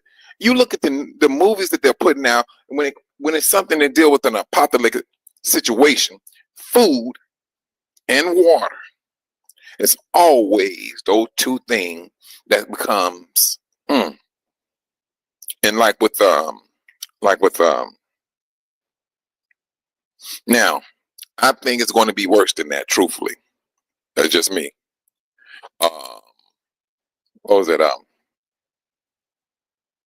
There was one where Denzel Washington, he was in the movie, but these people, they was eating the people. They got to a point where the food was just, there was no food. So they was literally eating people. And so the Most High said, hey, let it happen to them double. It seems like that's what there's going to happen to them. Oh, these 4, yeah, most definitely causing cancer. And you know, and the sad thing about it, Sister Kathy, is this: that they know it. They putting the chemicals in there for it to do just that. And then at the same time, they know exactly what network that particular food or processing food should go in. It knows the direction where it goes. It goes into the indentured. That's what I was looking at, Sister Monica. Indentured servitude. All righty. That's what I was looking at. But Sister Kathy, they know exactly where that food needs to go. They already got it processed. They already got it set. Send this over to the black neighborhood. Send it over to the poor neighborhoods. And then you can mark the price down. We still will get money off of it. They know this. They know it. And our people, they suffer from it. Solent. Solent Green. I never seen that. Was one of those movies. I gotta look that up, Sister Zenobia. Indentured servitude. That's what I was. All right, that's the word I was looking at. And so that's what's. I mean, brothers and sisters, it's like you go be indentured to taking the beast, the mark of the beast. If we don't get a hold of this stuff, it's going to put when if you used to eating and overeating, and this is the reason why I say these things about fasting. There's a lot of benefits to it, and I'm just speaking, from my experience. I'm seeing benefits of it because now you one, chemicals do come out your body when you're fasting. You got your body has gotten used to something that you never did before, and the more you do it, the stronger it becomes. Now you're starting to tell your body what to do. That's another strength of fasting, Israel. You're telling your body what you want it to do. That's a strength. That is a strength. The world knows when you can get control of your body and you telling your body what to do. No, they can't bring food to you like that. They cannot bring food to you. And I don't care if you're looking at it.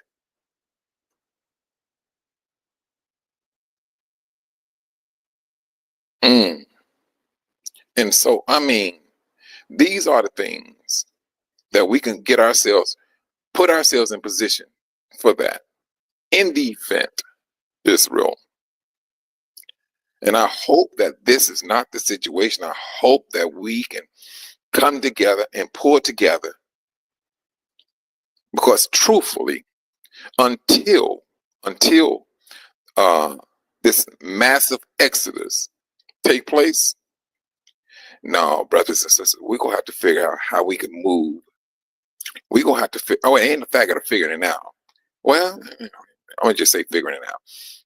We're gonna have to work something together where we can get food from that continent to the brothers, period. And if we just start putting that together, brothers and sisters, the Most High is going to bless it. Israel will not starve. Israel will not starve. But if we don't, brothers and sisters, we will starve. We go put ourselves in that starving situation because we're not listening to what the Most High told us. It's telling us what He's going to do. He's putting everything in place. He's telling us, I'm going to bless you. You put this effort, you put this effort forth. I'm going to bless you. And how that food and is shipped about, moved about to feed His people, it's going to be done. You Israel.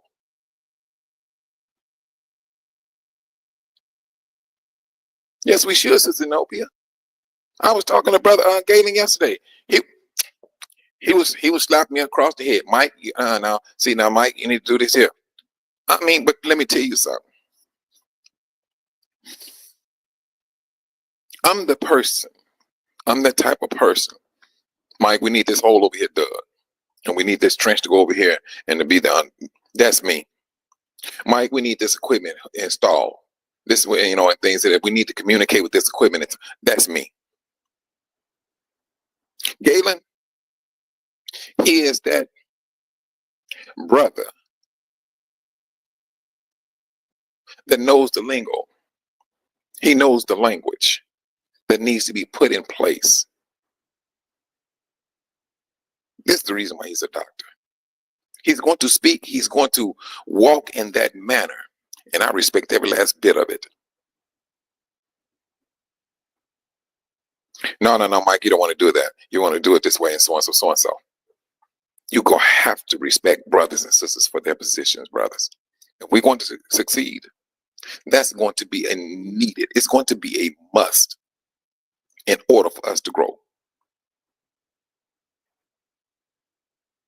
You're going to need brothers who's going to put laws first and foremost.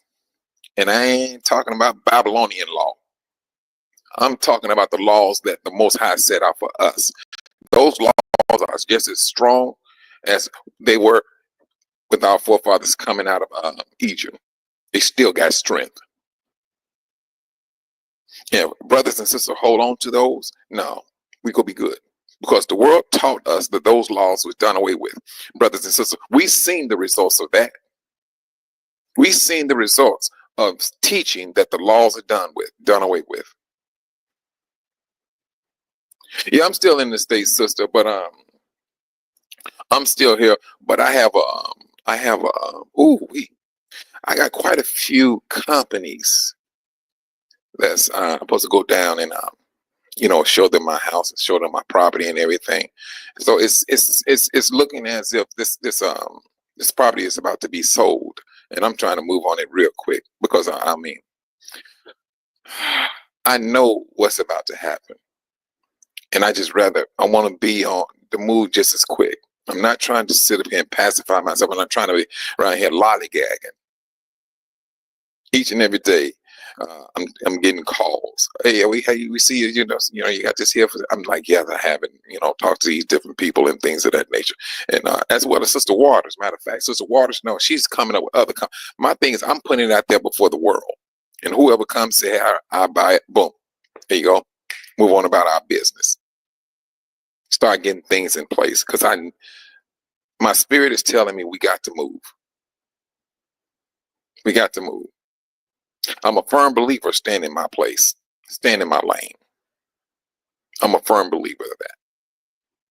When I was with QTUA, I stayed in my place. You didn't never see me superseding Karras, CEO. You never seen me step above him. I would ask that man, can we do this here? I know my place. That's one thing I do. And I try my best to practice me staying in my lane. I try my best to practice that. And I think that we as brothers and sisters, that's the way we should be going about doing things. Because if we do not respect one another, brothers, we dead in the water. We're literally dead in the water. We must come together and work together. Knowing your lane, staying in your lane. We seen stepping outside your lane can get you. Yes, we did. We seen exactly what can happen to brothers and sisters not staying in their own place. Miriam started gossiping about Moses, turned to white. Turned her white. The Most High don't play with that. What? And then what was that? The Levites called themselves turning against Moses, trying to got a little conflict going. 250,000 people, men, coming up against Moses. And you talking about support? Man, let that nonsense ride. The Most High is not entertaining. And brothers and sisters, he's not going to entertain that right down to this very day. He's not. He's not going to continue to have this conflict that we have as if Judah is about to be split in half.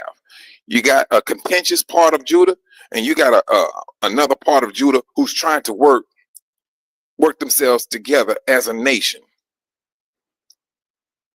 That's what it would appear that we have going on right now. Yes, it does, Sister Pixie.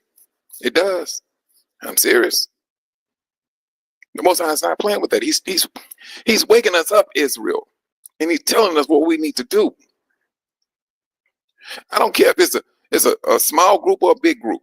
He's saying, if you do this, I'm going to bless you. And I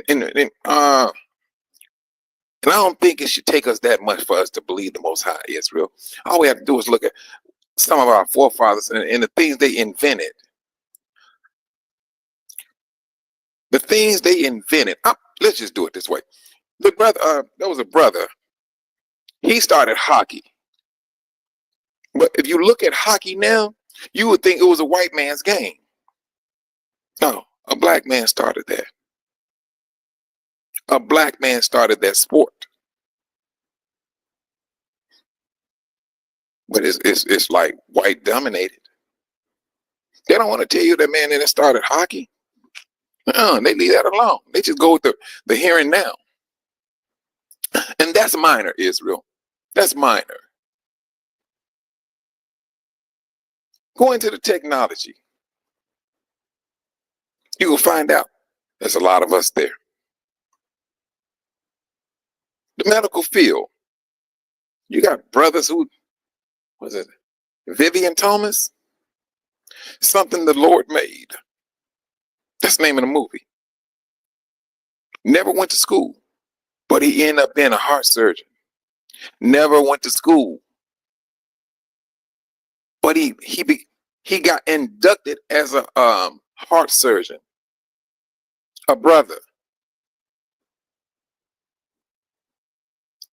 Come on, Israel. Don't tell me what we can't do. You have history to give you that faith to show that you can achieve. It's not as in that vault no more. And who do you think brought this stuff out, Israel? Who do you think brought this out? The Most High. He wanted you to see these things. He wanted you to know. This traffic signal, that's a brother. And there's so many different things out there, brothers and sisters, that the Most High is opening. He's pulling back the layers of blankets that have been covered over our history and letting you know, no, my people did this. Nope, my people did that. The only thing the nation has done was came in, ripped it from us, stole it, beat, plundered. That's all they did, and made it out to like it's theirs. I mean, sis, what we didn't invent is the short list. Yeah, plunder, you name it, I tell you. And you know what, Sister Van P, you're so right. They got their own. I'm telling you, this is all we have to do, brothers and sisters, is sit back, look at our history. They got there's a black inventions, or all the people who invented something that was black. It's a lot. It's like a Bible. It is absolutely like a Bible.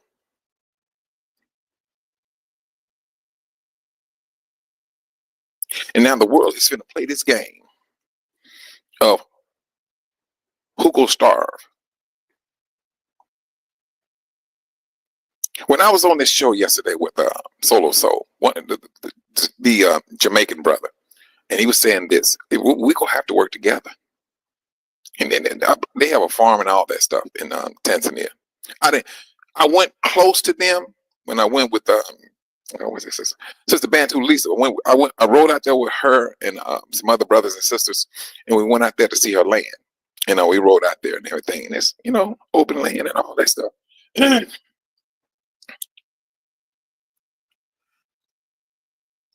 Brothers, what the brother said yesterday was the truth.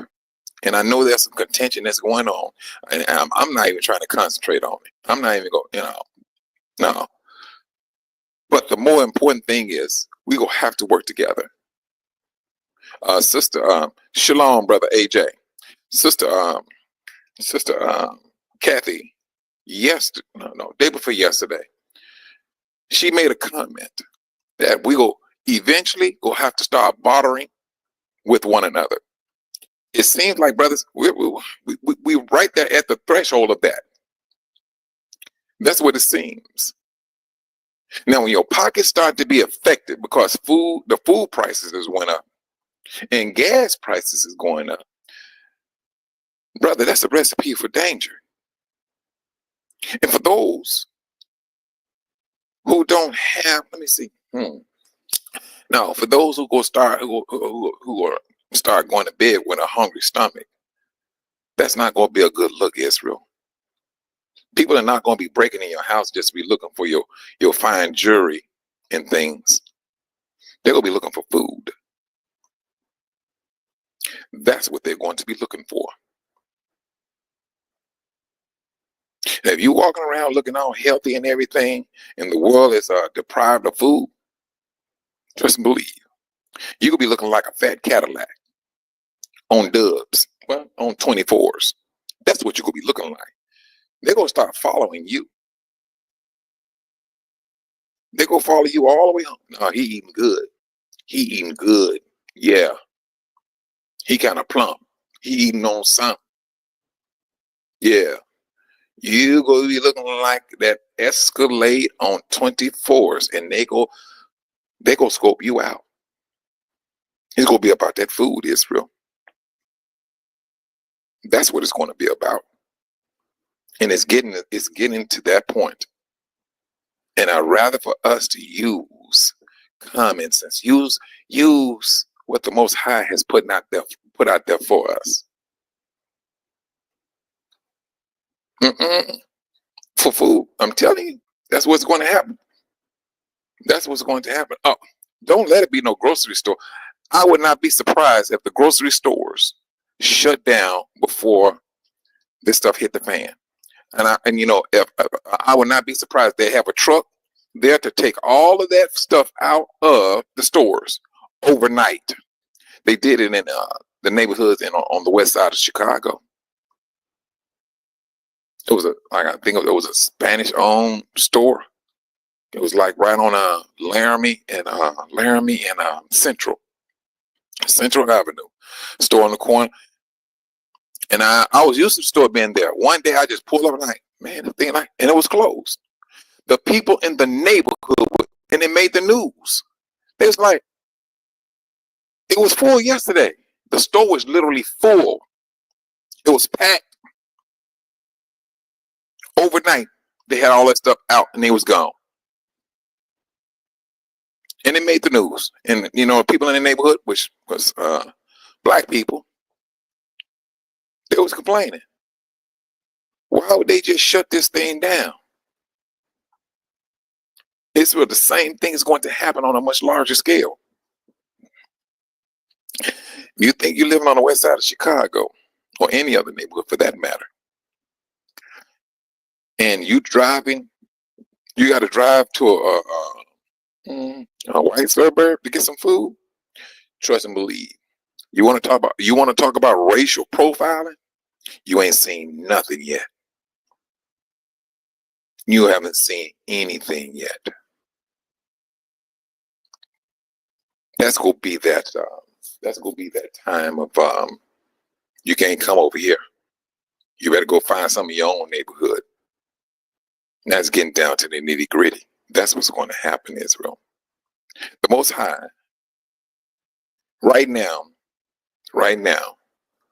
there is about to be a start of the nation's great tribulation.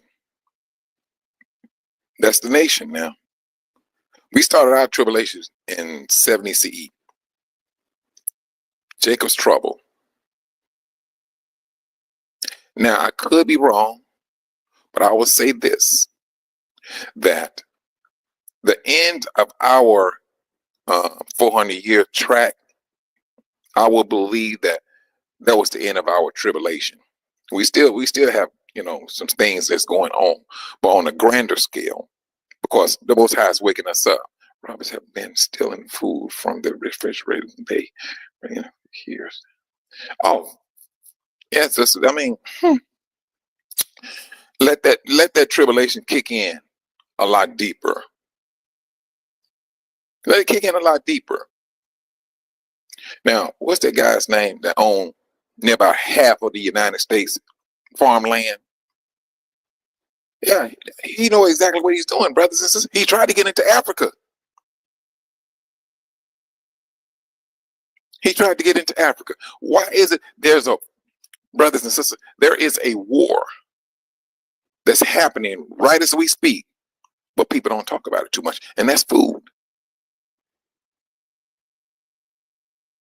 Bill Gates. Oh, sis, let's not talk about Walmart. Good gracious.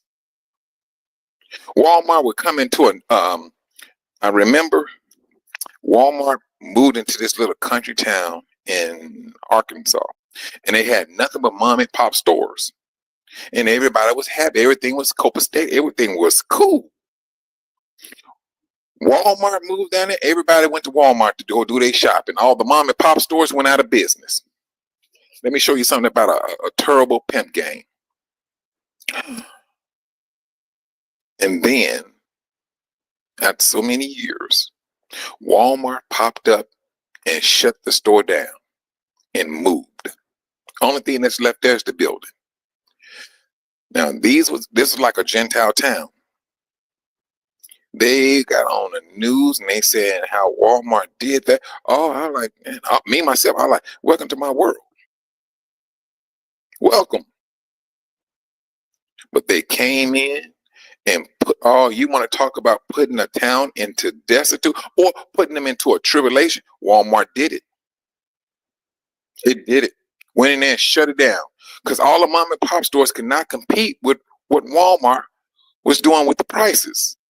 So what did they do? They had to shut down. Even saving. You know what, sister?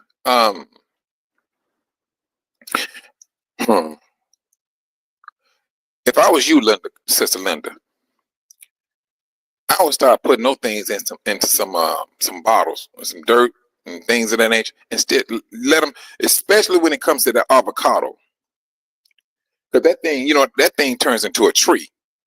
I mean, and you keep on, because it's gonna take some years for that to mature. But yes, I will put the apple seeds and everything and just monitor and all that stuff, and I just keep on growing it. I will, what is it? You got what kind of peppers? Green peppers or bell pepper? Yeah, I will put that stuff in bottles and let it grow. Let it grow. And I'm telling you, sis, when it gets down to it, the Most High knows how to save his people. Let's just say, hypothetically speaking, that Sister Linda Cross did that. And things start to get rough. Or worse, rather. Brother, the Most High, I mean, I don't care if the plant that she plant is only 2 inches high. She go in the kitchen and start cooking stuff. She come back, that thing is standing 6 feet high. The Most High can make it happen, Israel. Let's not cut his hands short. If we think small, it's going to be small. You think largely about the Most High, it's going to be large. Don't cut his hands. Do not cut his hands. Let's get away talking about what the Most High won't do and what he will do, or what he won't do.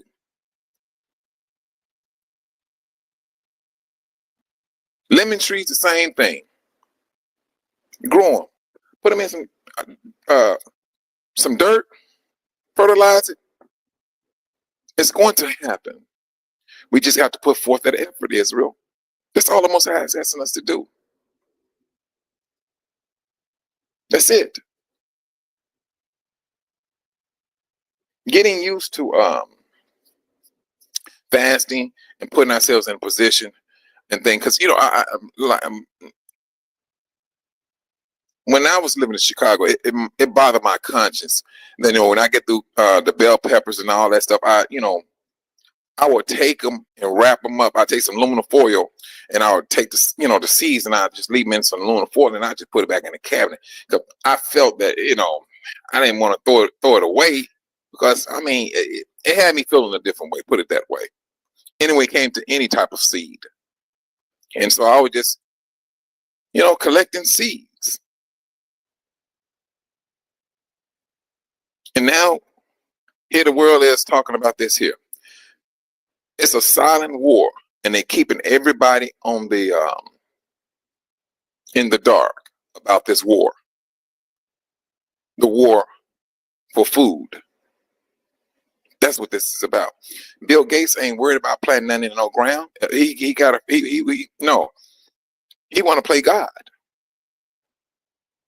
He wants to be able to maneuver that tomato plant. All right, I want this tomato plant to do this here. And they went in and they call themselves engineering things, brothers. Re-engineering.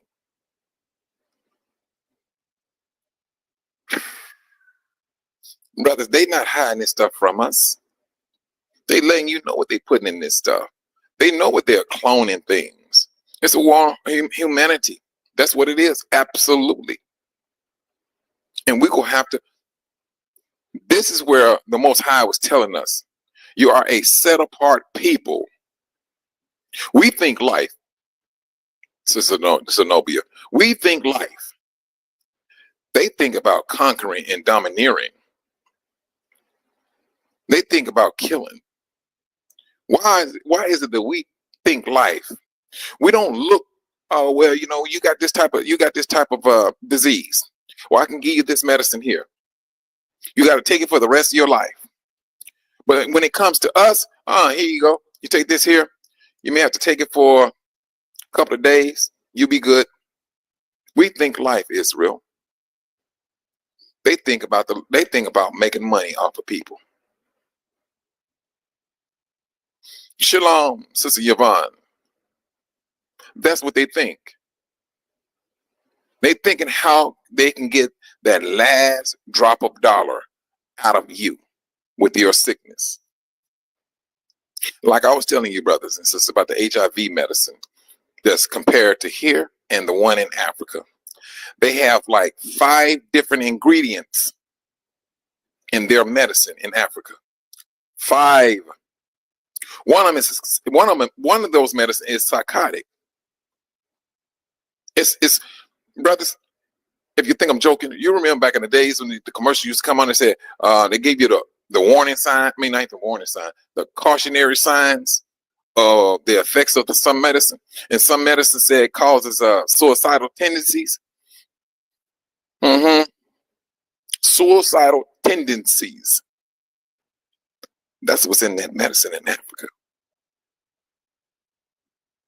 Brothers, when I tell you, we need to hop on top of this like yesteryear. I mean, like yesteryear plus tax. Because they don't care nothing about us. And this for us reaching our hands out to them is played. It is absolutely just played. Because you reach your hand out, all those side effects, Brother Dave, please. And when I was there, the sister, her husband, he just got tired of it, the medicine. He said, well, it ain't just him. She said the same thing. And their little 4-year-old daughter, well, no, that girl not 4. Well, she may be 4 now. And they said they don't like how I make them feel. The grown people. And some of them got to a point where they just said, you know what, forget it. And they stopped taking the medicine. 2 weeks, they're gone. In 2 weeks, they're gone. That medicine is not helping them out like they told them. And then at the same time, they will get on there and have the commercials off. You guys to take this for 6 months so that you do not transmit this disease. Some of them still on that medicine right down to this very day. And they still able to transmit it. This reaching out our hands, brother, to these nations is played. I'm telling you, it is absolutely played. We're going to have to get into this, Israel. We're going to have to reach out to the Most High and start trusting him. The world has came against us, and we're gonna have to fight against it.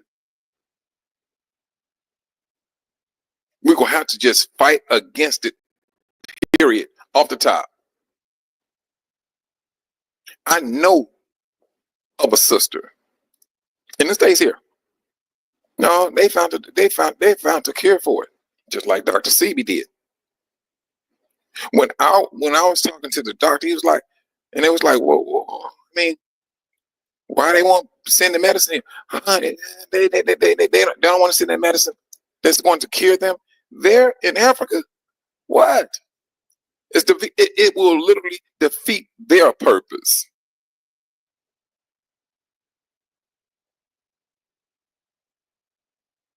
They want to take over that land. Why do you think the Gentiles are over there deeply in Arusha? Extremely large farmlands there.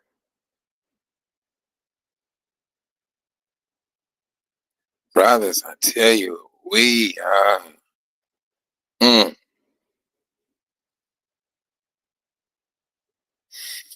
hmm, I tell you. Um, Whew. It'll be a beautiful thing, brothers. It will be a beautiful thing to see brothers and sisters working together and for a cause of a divided or of a ripped apart nation of people. It will be a beautiful thing, and it's the only people that, well, our forefathers is the main reason, but the world made it an effort to keep us separated, to keep us apart. And if it's going to be a small group of people that's going to fight to make sure or to see it through or to even just get it started, that we come back together as one, so be it. Let it be that small nation of people. Let it be that. And hoping that we all can have a part and to say, I was part of that growth. I was part of that growth. That is what we need to be doing, Israel.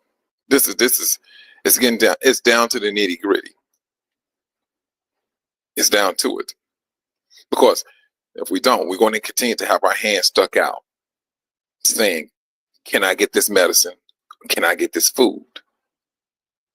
And then they're going to come back on that notion. I need to put the stamp on your forehead and the stamp on your right hand. That's the thing. And we do not want to be in that position. We do not want to be in that position, brothers.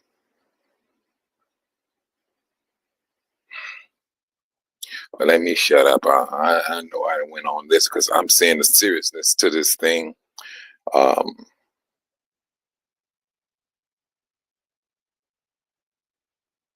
Israel, I will say this.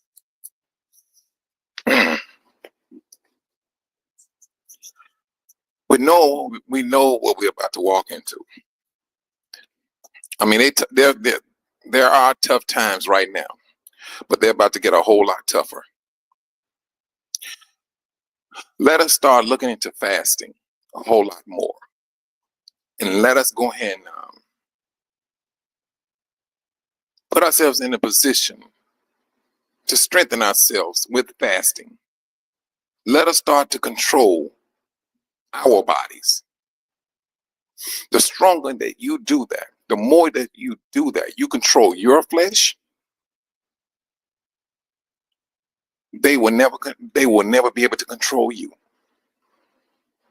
They will never be able to control you.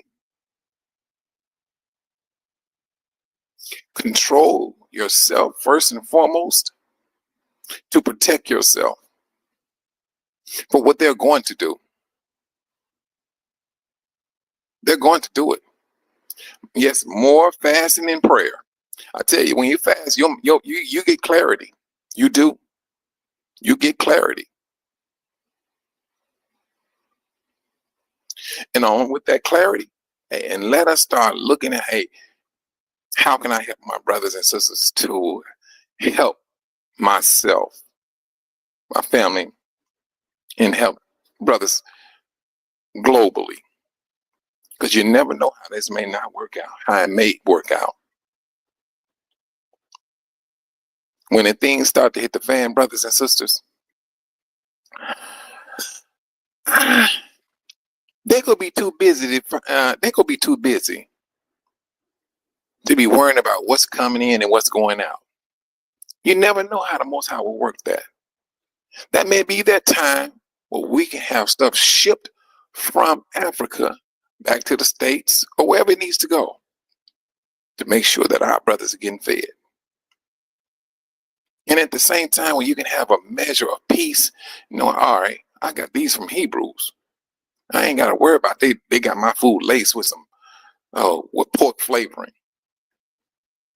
We have that worry, especially if you're going out. I mean, going into grocery stores. What you? No, ain't no such thing as saying you trusting. It's in there. You may not think that it's in there until you start reading the back of it. You're like, man, but that's what's happening now.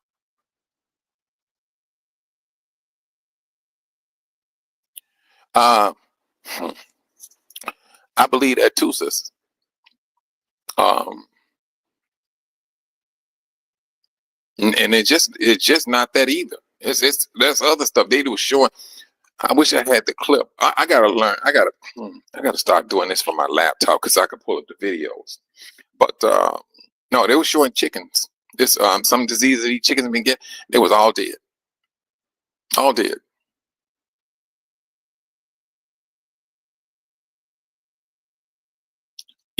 But what's happening?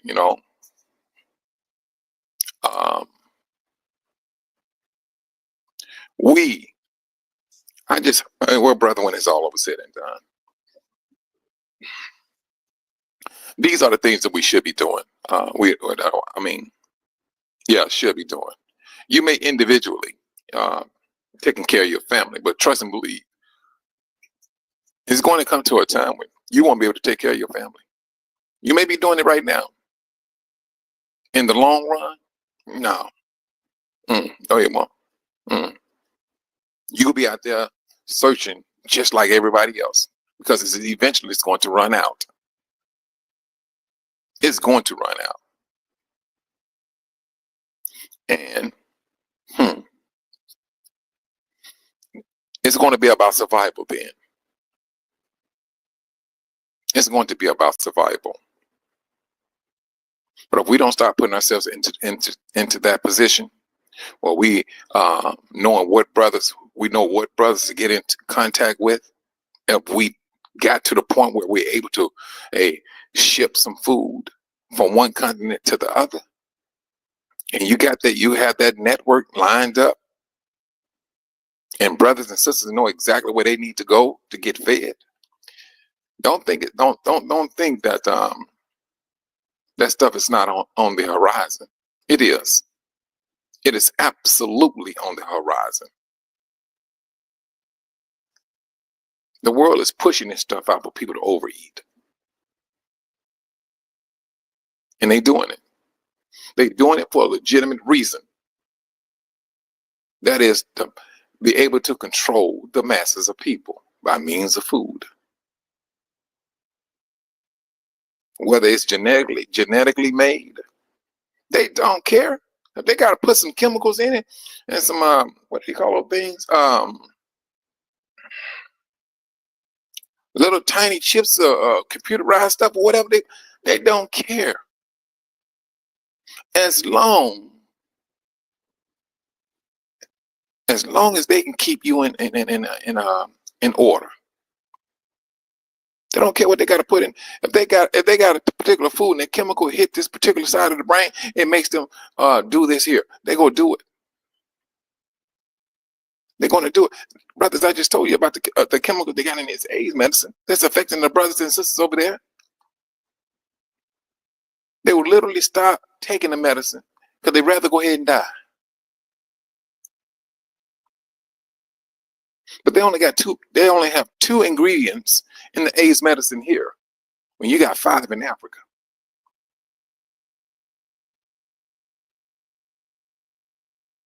What are the best resources for relocating to the continent?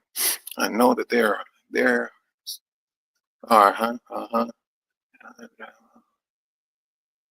Well, it's you have Solo Soul, and then you have me and brother Galen Jones, Apples to Ada.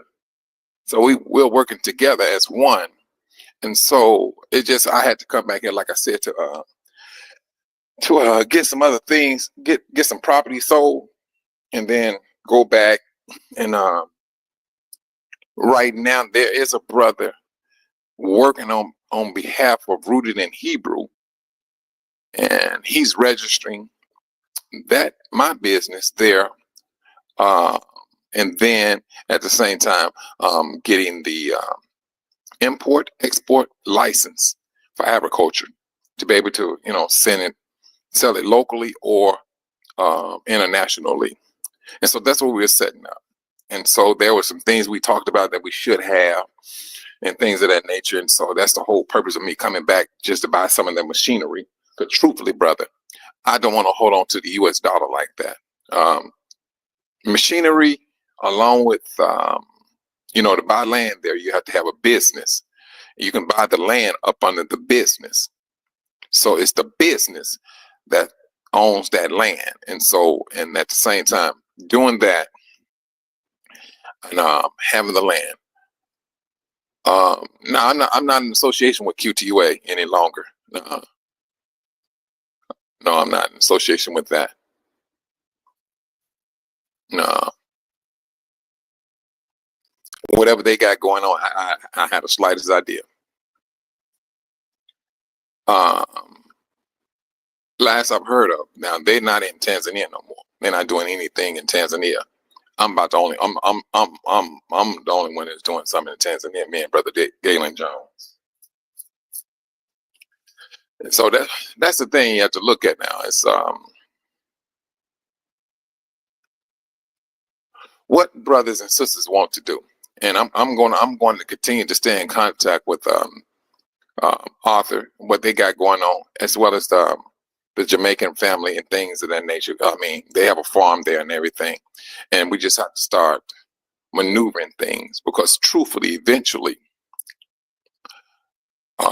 we can start out with farming, but we will eventually have to get into processing and things. You just can't. Let me see. By the time you ship food from the Africa to going to the States, now it's going to spoil by then.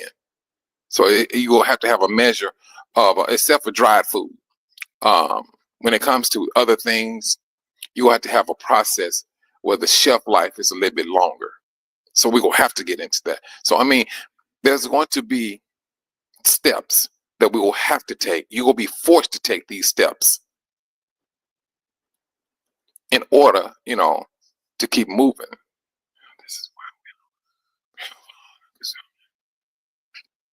Yeah, and I mean, but I tell you, it is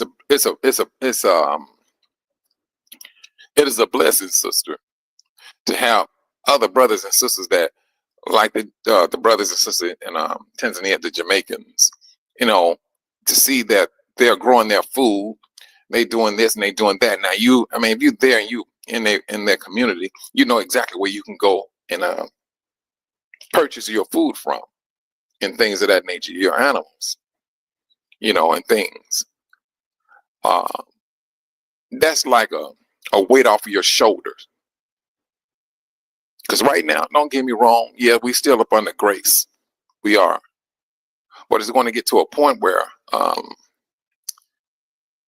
we are at that point, truthfully. We are at that point where we need to start recognize that we need to start having these things for ourselves, because now we're coming into these laws, and these laws are holding more weight with us on a daily basis. They're getting heavier and heavier. So if the laws are getting heavier and heavier and heavier and heavier, There's an action that we will have to start putting into place in order for us to continue to maintain these laws. And these things will have to be done by individuals. Like, I mean, Brother AJ may have an apple farm, but then other brother may be what? He may have a processing center, and he talked with Brother AJ. Hey, I need to process some of these apples, and they work out an agreement, and you work it that way. That's how we grow. That's how we keep money in the community, and that's how we keep money in the family. It's about working with your brothers and sisters first and foremost. That's how you do it. You will have to work with your brothers and sisters in order for you to grow. Keep on working outside of your family, you're going to end up broke. You'll be all by you may do good selling to other foreigners, but trust and believe, the foreigners go come and take your company from up under you. They go buy you out. They just want you out because you're not part of their family. You're not part of their bloodline. And we're gonna have to have the same mentality, brothers. You're gonna have to maintain that mentality. Your family comes first. And I don't care if you never met I never met Brother AJ. But he's a brother. I'm going to have to do right by him first and foremost before I step outside to help anybody else. We're going to have that mindset, brothers. I know what Babylon taught us. Oh, we all God's children. But what did the Most High say? Take care, especially those of the faith, your brothers, your sisters. That's what he says. Now, if you're going and you're doing that, the world will call you everything. They're going to say you're prejudiced, you're a bigot, or whatever they're going to say what they're going to say, just to keep you from doing what you're supposed to do. That's that part of saying, hey, we need to keep you separated. You don't need to think like that. You've been prejudiced. This is the same thing white people did. They're still doing it. They will throw all of that on you and expect you to bow down to their wishes. Oh no, you want to, we all coexist. But yet and still, you least of all people. They can let that nonsense ride. We will have to help one another. Ain't no such thing as, oh, this person right here, he's a billionaire. No. And that does not roll in Israel. No, we don't. He may own like so many companies. You got to break that stuff up. You will have to start giving that out to other people. It don't take $1 billion to live, Israel. It does not. If a brother find himself becoming like that, no, it's he needs to rectify that real quick. I'm not saying that he go out there and just give money to people and all that. No, I'm not saying that. But I am going to say this. If Sister Zenobia, Sister Linda Cross has a trade, let's just say Sister Linda Cross is a, what? She know how to build solar panels. Hey, sister, I would like to give you this money here to open up your own solar panel company.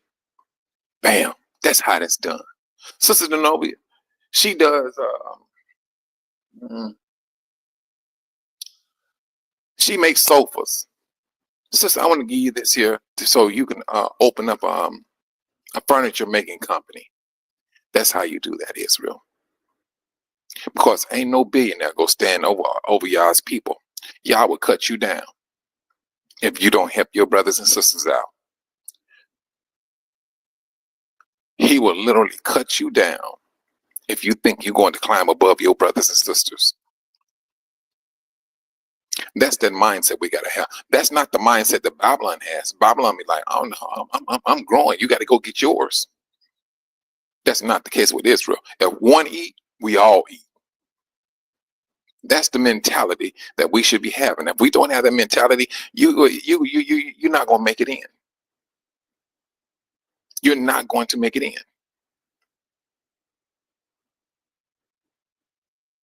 You're not. What was it? Job?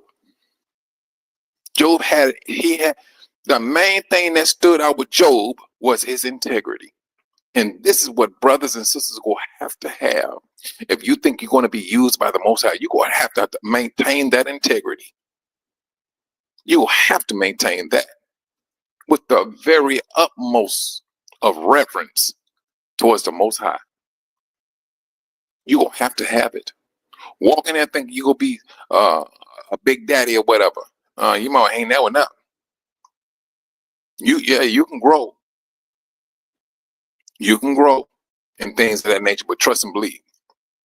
If you want to grow, you better be prepared to issuing out money to somebody, to the brothers and sisters that got trades. Because the brothers and sisters that had that trade, they can take take that money and start a business. They helping the community out. You growing stronger and stronger each and every day. But you need to help your own brothers and sisters first. That's what you're going to have. That integrity is that one that's going to be needed. And if you don't have that integrity, don't step up to that plate. Do not step up to that plate if you do not have integrity. If you don't even maintain integrity, those integrity is going to cover those laws. You will know exactly how to treat your brothers. You're going to know exactly. All right, it's just like what they do now in somewhat like they do in the United States. Give out a grant where they don't have to pay it back, but you're looking at everything that they're doing. You're seeing their integrity. You're seeing that they do good work. Hey, that's the strength of a nation. That's the strength. That's what we need to be practicing in Israel. That's what we need to have. We will have to maintain that integrity. Brothers and sisters, I didn't sit up here and went almost 3 hours. Good night. I was kind of caught up in the day, thinking I thought the day was Sunday and the day Monday. But brothers and sisters, I'm not going to hold you all any longer. Man, and for those that would like to donate, I mean, the Cash App is on the screen with Rooted in Hebrew. And I appreciate the donation that has been coming in, because now we're trying to get things turned more so not on a Cash App, but me and brother Galen, we're working on things that we're trying to get this up and running. We are. Well, we can start moving as a nation. Like I said, I'm going to stay in contact with Brother Soul, Brother Arthur, and other like-minded brothers and sisters. Yes, we're going to do some things. I'm going to find out how can we trade? What is it going to take to come up with a processing company? And things of that nature. It don't necessarily have to be big. You can start it off small. I'm serious. That's what we'll have to do, brothers. I'd rather for us to go ahead and start protecting ourselves, that we can show the Most High we need his blessing for us to move further and grow and move. And when these brothers and sisters starting to see what's happening here, their faith is going to grow. Even ones that are not awakened, they're going to start to realize, hey, this is these people are moving quick. They're growing. They're going to see the Most High working in us. That's going to wake, and you never know, that just may the Most High will use that to awaken them.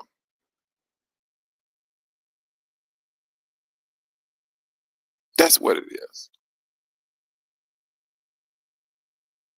And for those that, well, I don't even know how to do this thing, truthfully. I don't know. Let's see. Well, I'm sorry, but that's the Cash App is on the screen. I can't for my phone. I don't even know how to type this thing. I got to play with this thing a little bit more to figure this stuff out, because there are some videos I wanted to show, but I'm trying to, I'm trying to figure out how to work this thing But I know how to do it from the laptop, and I just got it would appear that I need to just start working this thing through my laptop in order for me to show some videos, because I really wanted you brothers and sisters to see one of the main issues that's about to happen in this year. Matter of fact, that's what they said this year, because the food that you ate for 2024, it's exhausted. No, I'm sorry. The food that you ate for 2024 was from 2023. And they have the numbers to show you how dramatic. And now you're going to see it in the, you may not see it in the grocery stores. And I'm going to tell you the reason why. You're not going to see it with your naked eyes. You're not. But if you paid attention to, was it last year or year before last, when they was going into these grocery stores and they were changing out shelves. I don't know if you all, some of y'all had seen that, but they changed the shelves, and the shelves are a lot smaller. They don't stick out as wide like they used to, because those shelves are smaller. They don't have to put a whole lot of stuff on it, but they still give off the effects as if everything is cool, but it's not. It's not, brothers. They are bringing in a lot more food. And I'm talking about processed, whatever it's going to be. It's smaller, but with a higher price too. This is what they got going on. Yeah, I'm all right. You seen this, Sister Zenobia? That's good, because that's what they did. I mean, I go in and I put the cameras into the stores. And when I'm looking at these stores, I'm looking at I know how to put those shelves together, because I had to take some of those shelves apart just to run my cables up under them. And that's the only reason I knew about these shelves. But then one day I was there working there, and then I'm like, man, they changing the shelves out. But then I looked at them, why do they have the shelves are smaller? They're very small. But still, now you may get three canned goods of a length of a shelf, and that's it. But it gives off the appearance as it's packed. For that small shelf, it is packed. But we need to start putting ourselves in position, brothers and sisters. And with that, brothers and sisters, I'd like to thank you all for coming in today. And tomorrow, I look forward to being back on, y'all willing, that we come back on, we talk about some things that can encourage us to keep our minds focused on the real matters at hand. And until then, I would say shalom. You brothers and sisters, be safe out there. Keep your head on the swivel.